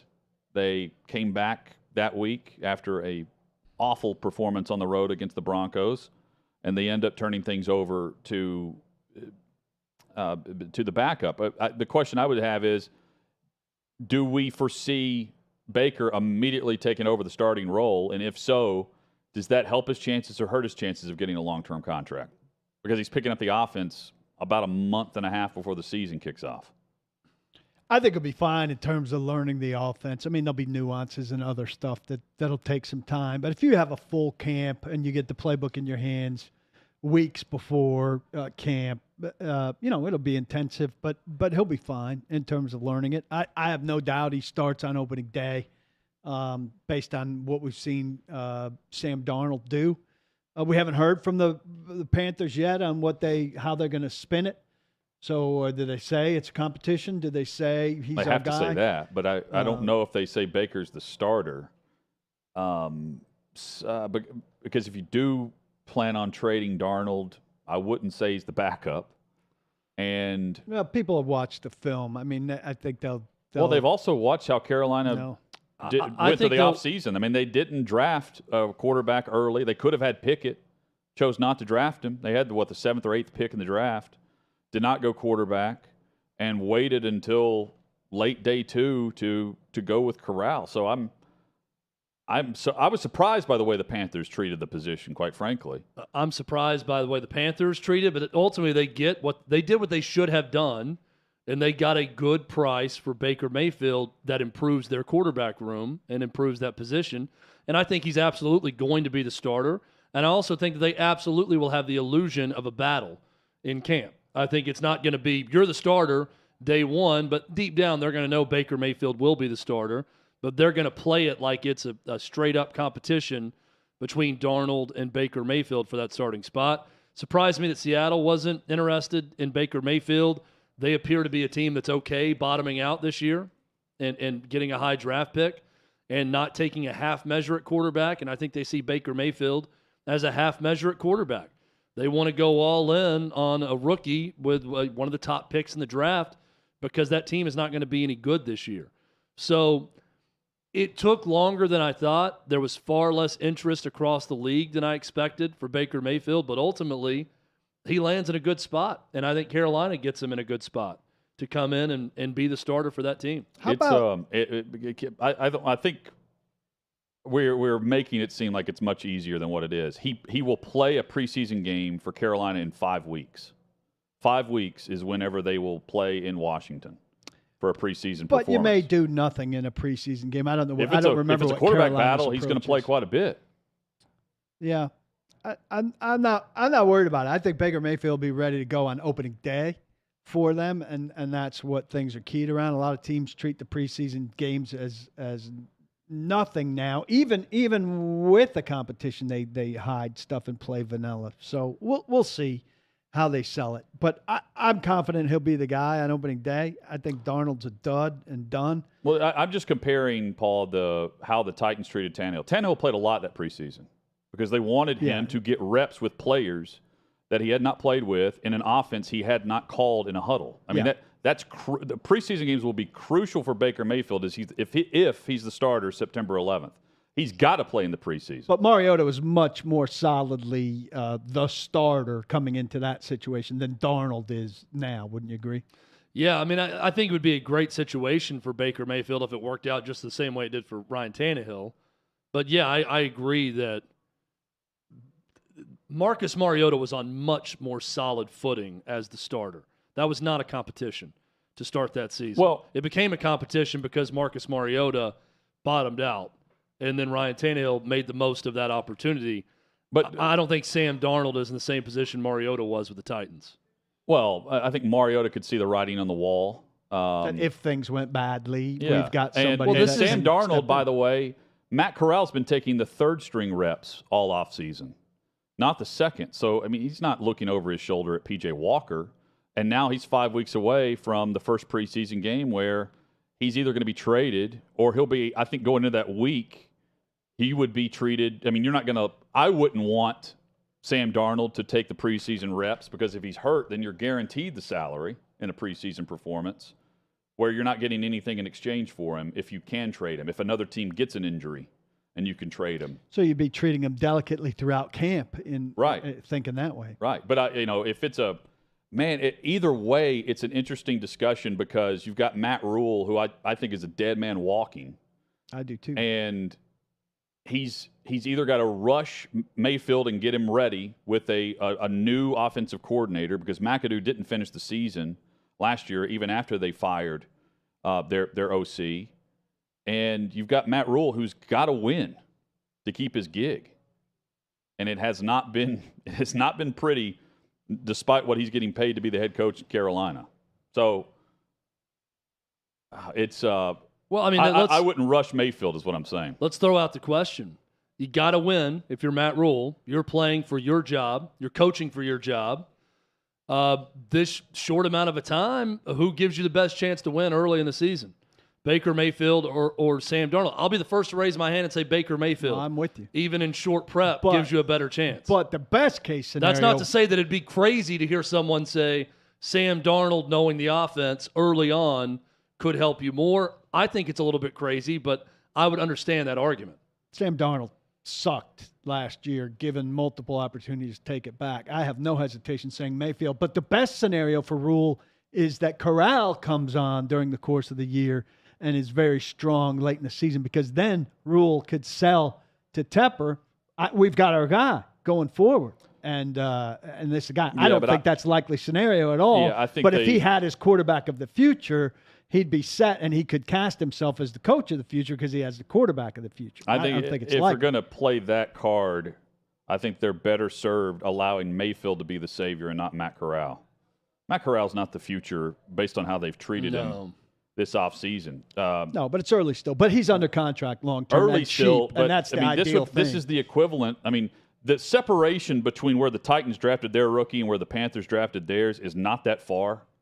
And the Panthers just traded for Baker Mayfield while the Titans have been sitting pat with Logan Woodside as the third.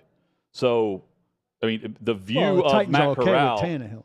The view of Ryan Tannehill, either way, is either restructuring his contract or he's gone a year from now. Yeah. But they're stable with Ryan Tannehill currently, whereas Carolina had no stability with Darnold. But even by saying that, you're assuming that this was their plan all along when they have slow played this to allow another team to get involved if they so chose, and we didn't see that. In fact, they sat there while all the media was speculating about Seattle because Carolina didn't trade for Mayfield during the draft. If you were worried about Sam Darnold, the time to trade for Baker Mayfield would have been during the draft. That way you have time to trade Sam Darnold today instead of 5 weeks from now playing a preseason game where no one's going to want to trade for Sam Darnold. I don't think there's a market for Sam Darnold except as a backup, and I don't think anybody's paying $18.8 million for Sam Darnold as a backup. Well, that's clearly the case, given the fact that no one was willing to do that for Baker Mayfield. Right, better option. Yeah, right. But a better option that would have been great for Carolina 3 months ago. I mean, we could say all that and that they took risk and whatever, but they wound up with them. So they played it just fine. They played it just fine, but the way they've played it tells me that Sam Darnold has a great chance to start week 1. I'm not crumbling up this piece of paper with Sam Darnold's name on it and throwing it away saying that he's not going to start week 1. I think the best case for Mayfield to earn a contract extension and the best case for Matt Rule is for if things go awry, and it's not that difficult on paper of a first month of the season. If things go awry early, you turn things over to Baker after he's been there for 2 months. And you allow him to make the run that Tannehill did, that Vince Young did whenever he came in for Kerry Collins, that we've seen time and time again of a guy who it's not if you lose, it's how you lose.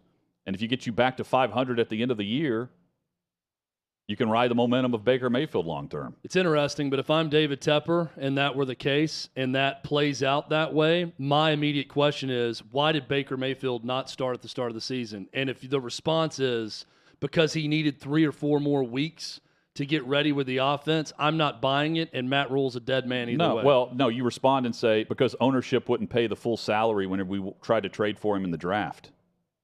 That would be my response to David Tepper. And my response as David Tepper is, I'm the owner. Great. See ya. Take off. But you left the situation where he's joining. I mean, his first practice will be day 1 of camp. I don't see any scenario. Matt Rule, if he starts Sam Darnold, he's showing why he's going to get fired. Because Baker Mayfield's a better quarterback. But Sam Darnold was hurt. He had no choice. I can't speak for what he's thinking.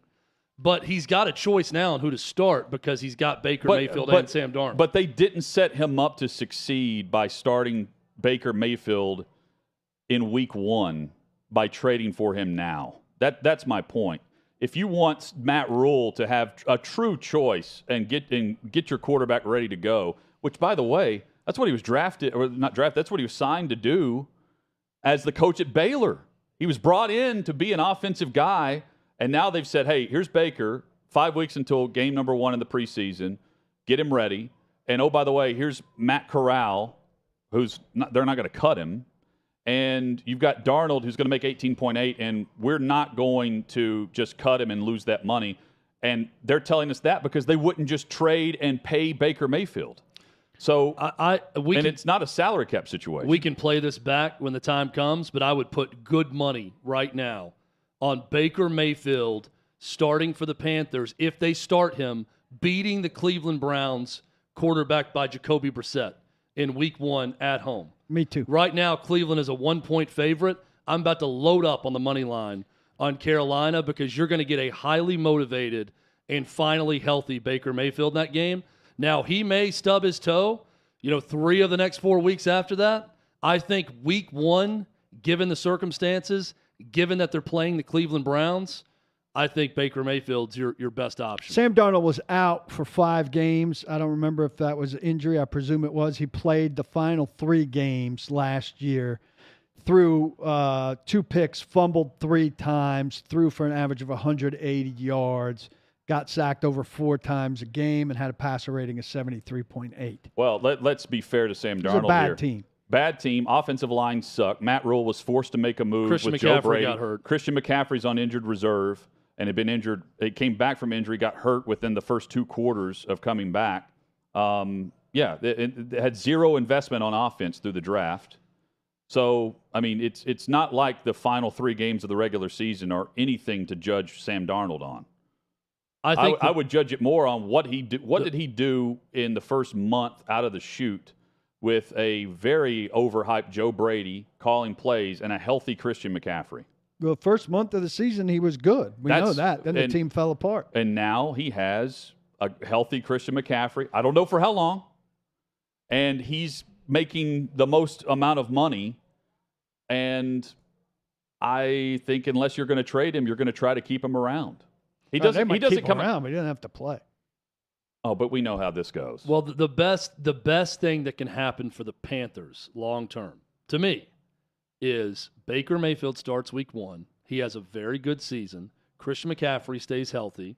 And by the end of this season, you're not thinking about Matt Corral. You're not thinking about, drafting another quarterback or bringing someone else in. You are legitimately thinking this is our franchise quarterback now moving forward. And pairing him with Christian McCaffrey is going to be successful.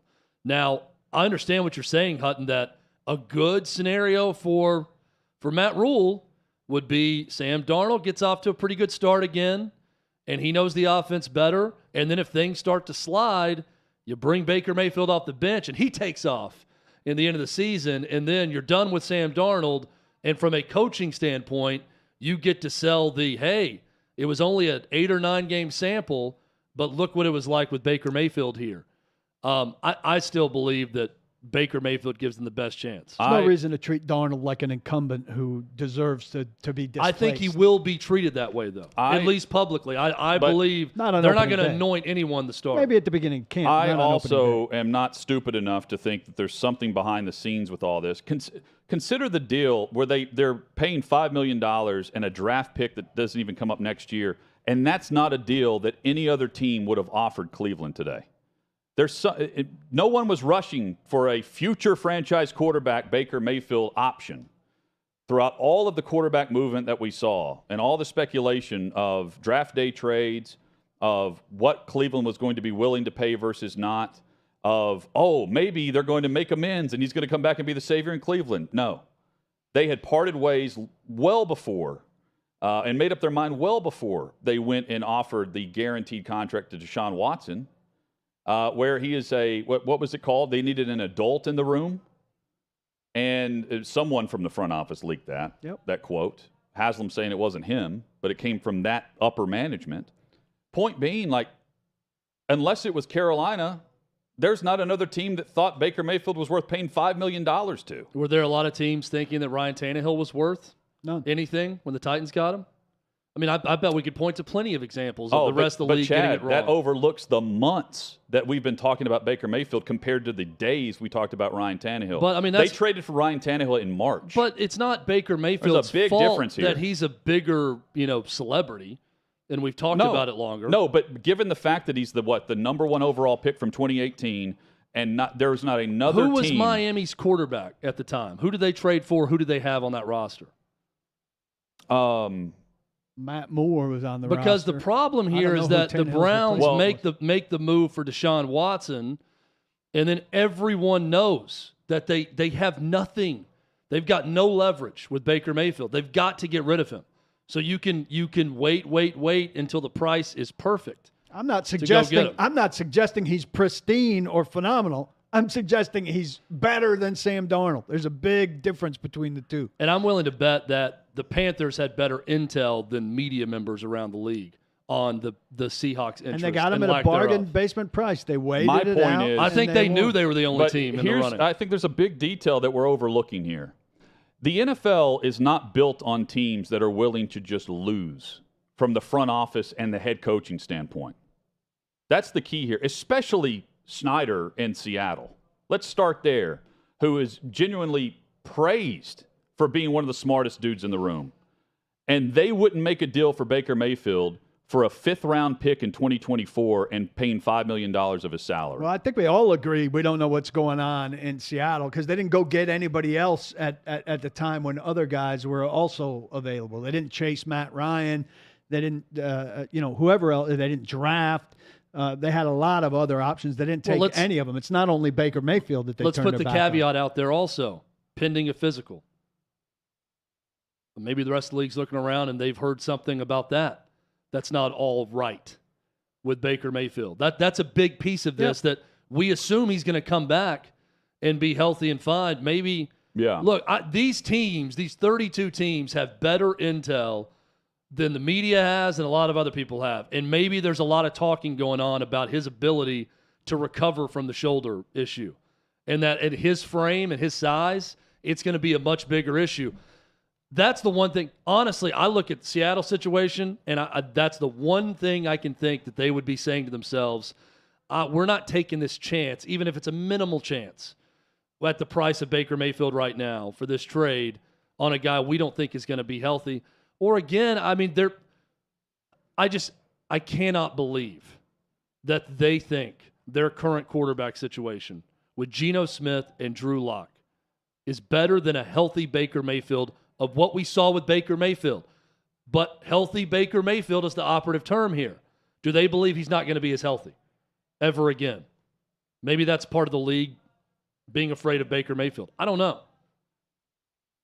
Well, if it's the health issue, even if he passes the physical, that's even more of a reason not to start him a month and a half. Well, if it's the health issue, and what I'm saying is true, that the rest of the league, that if what I'm saying could be true, the rest of the league being afraid of the health issue, if that is in fact true, Sam Darnold's going to be the starter for the entire season in Carolina. Well, you void the trade because he's just not. Yeah, but I mean, even if it's you pass the physical, but he's not right when he gets out there, we're going to know because Sam Darnold's going to be out there playing a very mediocre quarterback for the Carolina Panthers. Ryan Fitzpatrick was your starter in Miami when they traded Tannehill. They drafted Tua the year after that.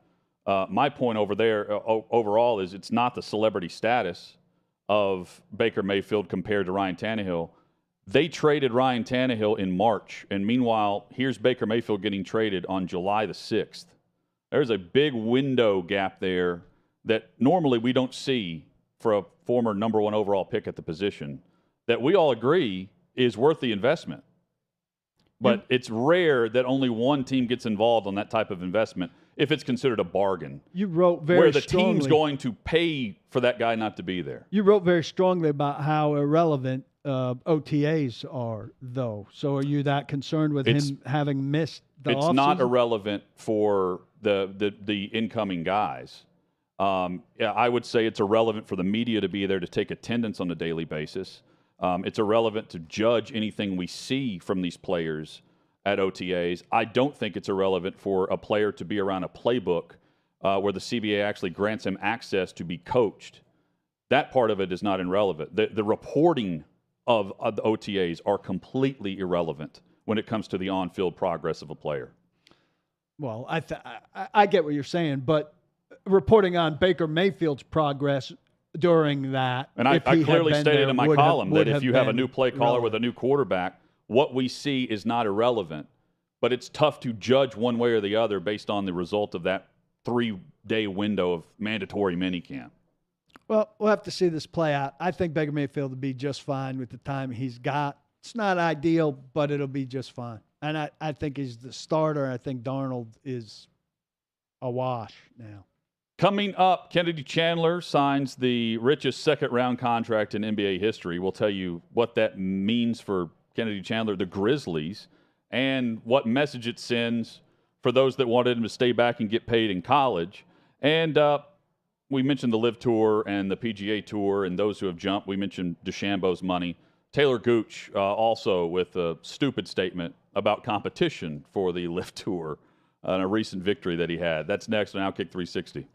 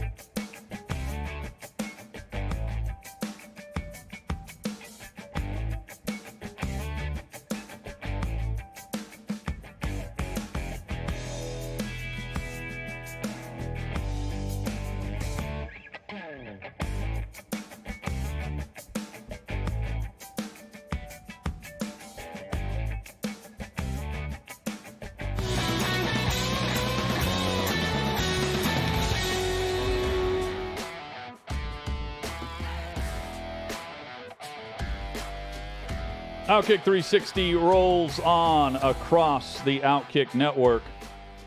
Good for Kennedy Chandler, man.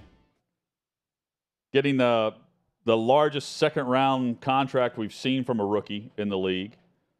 Basically getting into first-round money for being a second-round pick that was traded to Memphis. And the Grizzlies are going to have a big payroll coming up. I mean, they've already got it now because they're paying Ja Morant. They will have to pay the piper with Desmond Bane if they're going to keep him around. That's coming up very soon. Tyus Jones, they brought back on a one-year deal, I believe. But that's quickly a very expensive roster, and then they have Kennedy Chandler making him the highest-paid second-round player ever for a rookie contract. Highest-paid American second-round player ever. There's been international players that have the pull to stay home and make more money that have made more. But I was shocked when I saw that. I think over $4 million, close to $4.5 million guaranteed as part of an $8 million contract. Over 4 years. Over 4 years. So he's going to make a little more than $1 million a year. I could still probably say that he could have come back and made more than $1 million to play at Tennessee and NIL if he would decide to do so. But here's the thing with Kennedy Chandler. He's not getting any taller. And that's the knock on Kennedy Chandler. Yes, he needed to tighten up his handle a little bit. His outside shot really only started happening at the end of the season for him. His free throws were not good, his free throw percentage. He definitely could have improved that. But, I mean, does he bounce from, early second round to late first round after a year? I don't know. I don't know what next year's draft class would look like. And but if that would be if the he case. did that, he gets paid about the same. Yeah, I mean, it's similar money if he does that. I think it's hard for a guy to move up considering a whole nother class of people come in. Even if he improves on those things, they're going to be more attractive. Another 2 rounds worth of guys who are probably attractive ahead of him. So I think he did well for himself. He did well for himself. Am I crazy to think that no other team outside of Memphis would do this, given his roots in Memphis? Certainly helped. I mean, this is one where normally scenario. people would say, "Oh, you're crazy." Professional teams don't look at college affiliation or where someone's from and make a move like that. And I look at this one and think the Memphis Grizzlies are the only team that would have made him the highest-paid American second-round pick ever. Maybe that did play a factor. I'm always curious about how a team sets a new bar when they don't have to based on precedent. For leagues that point to precedent and say, hey, we've got this second round slotted this way because this is what so and so got at the same position 2 years ago. Yeah, this is definitely mid to third level first round money from 4 or 5 years ago in the league. It's a great gesture by Memphis, and I think it's a legitimate gesture on their part to say you are in our plans. This is not your standard second-round pick scenario where maybe some G League time, maybe you play a little bit with the big roster, but we don't really know about you. This is them announcing to everyone, we got an absolute steal in the second round. We believe this guy has first-round talent, and he fell to us in the second round, and we are going to show that to him, even if we don't have to. They didn't have to do this. Right? Well, he also wasn't the first pick of the second round either. No, exactly. He's 53rd? Yeah, he's mid-second round, mid to late second round. So it's a statement. This is also the example of why you have Scottie Pippen Jr. trying his hand at the draft. I mean, while we'll see this moving forward, they're going to point to deals like this. And this is also now what players should and likely will point to if you're going to try to get them and convince them to stay an extra year. For NIL, they're going to point to salaries like this where a second-round salary, even if the guy comes back, is not – if he's a bottom of the first-round pick, it's going to be very similar to the money that Chandler just received.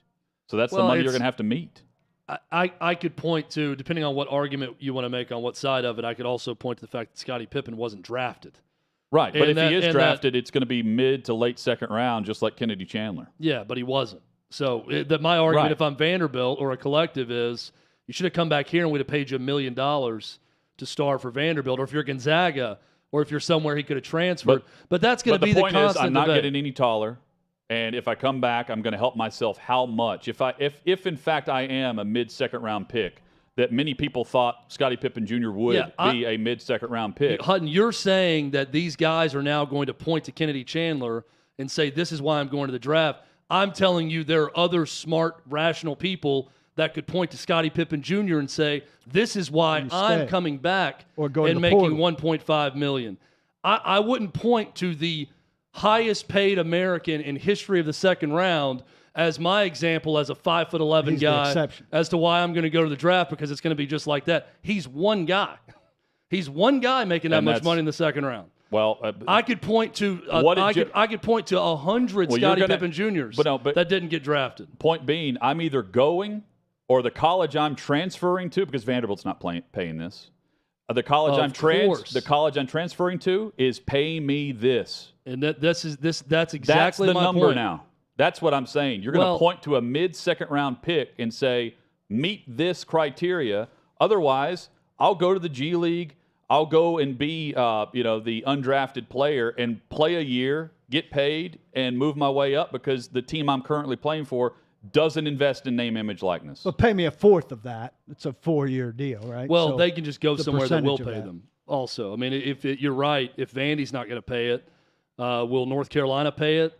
Will somewhere else pay it that needs a point guard or needs a scoring two guard, that could get them over the hump and you could go play in an NCAA tournament?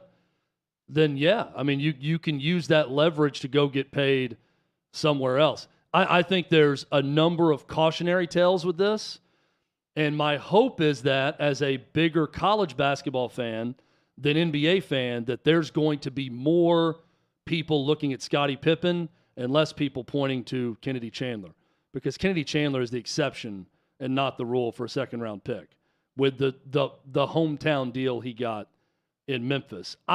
And it's going to require teams stepping up and making sure that they get $1 million for this fifth-year player or fourth-year senior to come back and play to make it worth their while. I fully believe Kennedy Chandler would have, if he would have said, I need this much to come back, he could have made probably $100,000 more to play one more year at Tennessee. Now, it's not a 4-year deal. Yeah. It's not that, but he could have made that. And I'm not saying he made the wrong decision because he got his contract. But if you didn't want to take that chance on the NBA draft and said, I like college basketball, I like playing, I don't want to take the chance of playing in the G League if that's a reality, I'd rather do this, there's going to be arguments to be made on both sides. Plenty of guys in the second round getting no guarantee at all, though, right? I still believe the way the NBA is structured, if you aren't really sure that you're going to be a first-round pick, you need to seriously consider upping the ante in terms of what you get paid in college to come back for a year. Now, again, everyone is different, and like I said, Kennedy Chandler's probably not improving his draft stock. Is he improving Tennessee's stock? Yes. Is he helping the Tennessee Vols win another SEC title a year from now? Probably, if he's on that roster. Is he going to be a first-round pick? Probably not. So he landed in the best possible spot for him, getting that guaranteed money. I was surprised when I saw that story. I really was, that they went that far. I mean, but good for him. They get those deal done. The deals get completed fast in the league.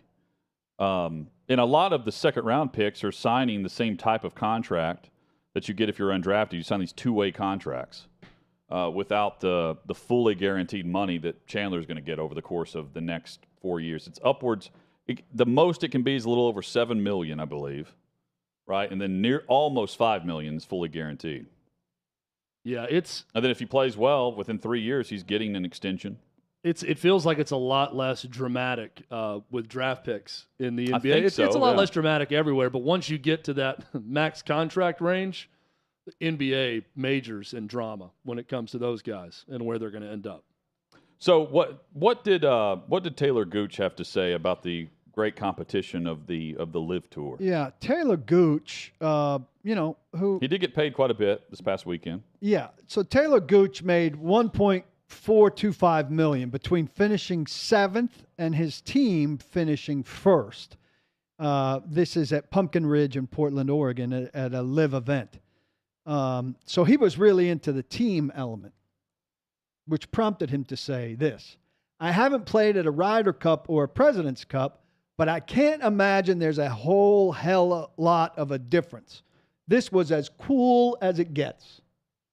Did they give him the $750,000? This makes me feel as if he has not watched many Ryder Cups on his television. Maybe the European ones are too early for him to get up, and the American ones, he had something else going on that weekend. Justin Thomas responded. It was someone read Gooch's comments, and Thomas said, yeah, you can't compare those. There's no event on tour that's like the Ryder Cup or the President's Cup. Until you stand on that first tee in France and there's 10,000 people there, I feel like you wouldn't be able to – he said, I felt like I wouldn't be able to get a golf ball on a tee. I'm so nervous and my hands are shaking so bad. Yeah, I probably wouldn't comment on saying that one is like the other because it's definitely not. Yeah, it's just a dumb thing to say. I mean, he's out there. He just had a good weekend. He wants to hype his new tour.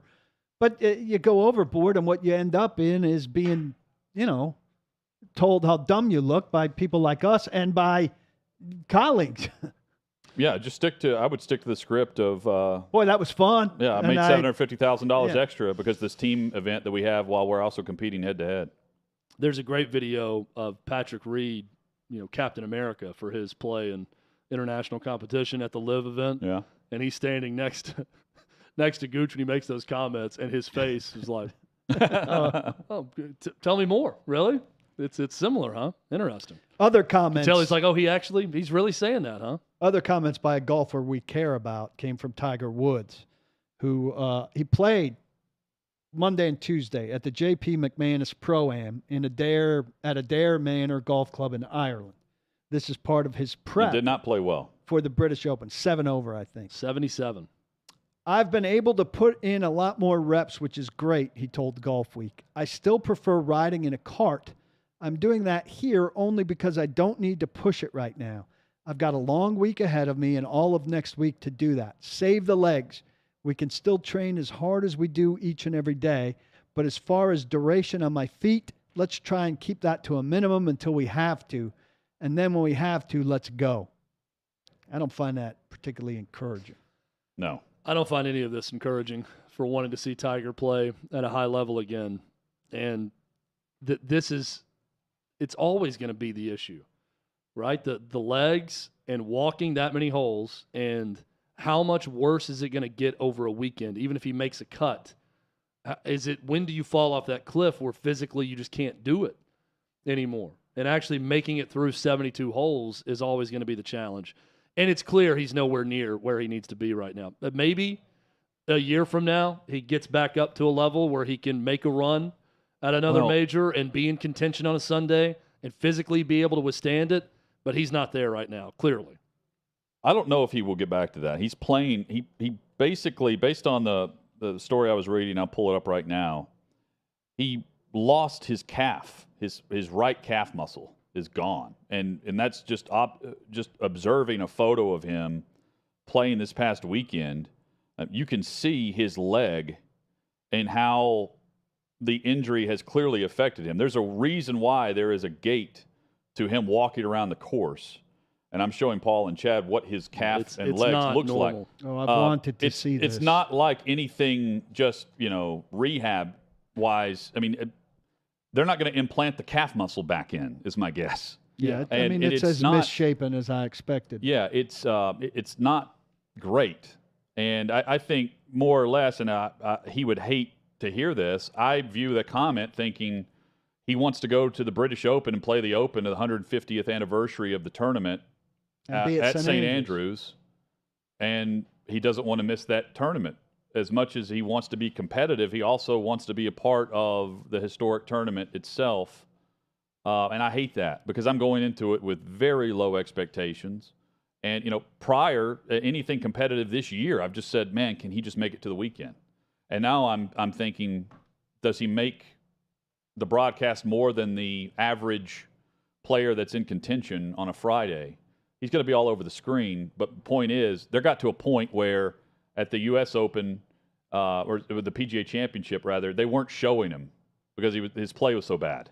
They And showed him putt out on 18. Yeah, the He best said way at the U.S. Open, physically, I was not able to do that. There's no way physically I could have done that. I had some issues with my leg, and it would have put the tournament in jeopardy, so there's no reason to do that. The best way to describe the look of his leg, for those that have seen the final season, this last season of Stranger Things, it's what Vecna did to his victims. That's exactly what his leg looks like. Those that have seen it will know exactly what I'm saying. And I'm not downplaying what he's done. For the fact that he's already back and playing on these major tournaments. Played 4 days at the Masters. And he's doing it with this right leg issue where he lost most of his calf muscle as a result of that crash in February of 2021 is remarkable. But for the first time over the last month or so, especially after seeing the recent play where he had to withdraw, I'm not buying the competitive aspect of playing at a high level one more time. I'm surprised he wore shorts anywhere that he could be photographed. I would have thought we would never see his leg outside of pants. You know what I mean? Outside of pants, that he would never let anybody see that to know what it looked like. But I do think it's actually a good thing because it helps people come to terms with just how bad it is and lowers expectations. Guys, when we come back, I just ran across a statistic that makes me ask the question, what in the hell is going on in country music? Oh, okay. I'll explain when we come back. All right. OutKick 360 rolls on.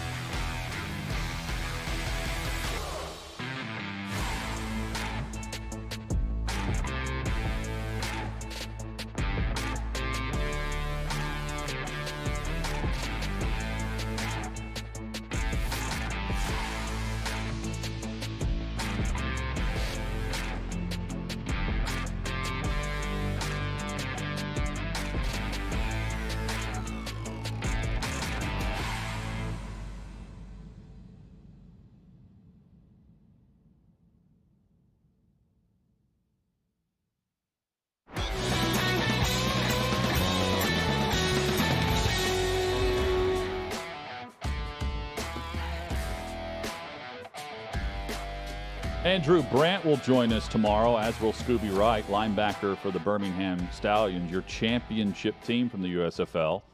Looking forward to visits from both guys, maybe another guest as well that you will want to be tuned in for. We're looking forward to tomorrow's show. OutKick 360 rolls on here from Nashville, 6th and Peabody with Yeehaw Beer and Old Smoky Moonshine. So I'm just scanning Twitter here, and I'm getting some news. And I see some music news. So Luke Combs, country music artist, his album just debuted, and it's #1 on the Billboard country album charts. He takes over for Morgan Wallen's album, Dangerous, the double album. This album was #1 for 63 weeks straight. Over a year. So this bet, first off, good for Morgan Wallen, very successful, this album. It also begs the question, is anyone else making music in country music right now? I mean, you would think that the way the cycle works is the next big act will have an album that drops at some point and will at least for a week take over because people will rush to get that album. 63, we went over a year where Morgan Wallen was #1 album. And I've not heard a song from it. That is an incredible, that's an all-time record. Well, you say proud to say you absolutely have heard a song from it because you came in boasting about how much you loved the song that was being played and covered here on the stage. Well, and we told you it was Jason Morgan Wallen. Isbell's song. Well, it's on the album. It's not Morgan Wallen's song. You haven't heard. You have heard a song from the album, and the point being, this is the new age of however we're judging this. I mean, when's the last time you guys purchased an album? I pay a monthly subscription and I don't download anything. I've bought a song or two here or there, like compelled, like that's so good, I want to support the artist. And I still have iTunes collections where I like to slip a song in once in a while. It's so Luke Combs' album, to your point, Hutton, 74,000 units were sold. Now, are people, does that count like people going to the record store and buying it when it comes out on vinyl also? They have some formula where a certain amount of streams counts as a buy, and it's a BS formula that they maintain in order to be able to maintain the charts, which people still want charts. So this is just incredible to me. I mean, it's really two superstars completely controlling the album chart, Luke Combs and Morgan Wallen. Luke Combs' 2017 debut spent 50 straight weeks at #1. That was surpassed by Morgan Wallen at 63 weeks. His sophomore album, What You See Is What You Get, had 37 straight weeks at #1. So I'm assuming this latest EP is going to be, or this latest album is probably going to have a 30 to 40 week run based on recent history. Incredible. More power to it. You want to hear what Ben McAdoo once said about Baker Mayfield? Sure. This is before the draft. Yes. He said, he's got an edge to him. I like that. He's going to lead. They're going to follow him. I didn't see a lot of pro-style football in his college tape. And if you're short, you have to be able to make up for it some way, somehow. And personality doesn't do that. I didn't think he was a great athlete. This guy is kind of like a pocket quarterback that is short and with small hands. That's what I worry about. Wow. That's good. He's going to walk that back quickly. Yeah. Now that he's there. I love his hands. Small hands don't bother me. You know what? anymore. It struck me when I shook Baker's Kenny hand Pickett, for the that's first time. a guy I didn't like his small hands. That's why we That didn't guy's do it. hand was way bigger than I expected when I shook it when I met him firm. here in Charlotte. Firm, the kind of Great hand that can really grip a Good football. firm grip. I mean, his athleticism off the charts, guys. I don't know if you saw what he did with the Browns, but man, was I off on Really that one. changed my opinion of him. Well, now all the old quotes come back to life, right? Yeah. I kind of hate that about the whole thing. He was honest in 2018. Now he's got the guy, and he has to make that go away, which is Not only make it unfortunate. go away, he has to prove that he can win with him. Because eventually, no matter when he plays, he's going to be the starter. And he's going to be McAdoo's Number one. life raft to staying right. around with a head coach that he would like to remain around for a while so he can keep his job too. If it really went bad, OutKick 360 tomorrow. Hope you'll join us. don't block the box. Do lock your locks.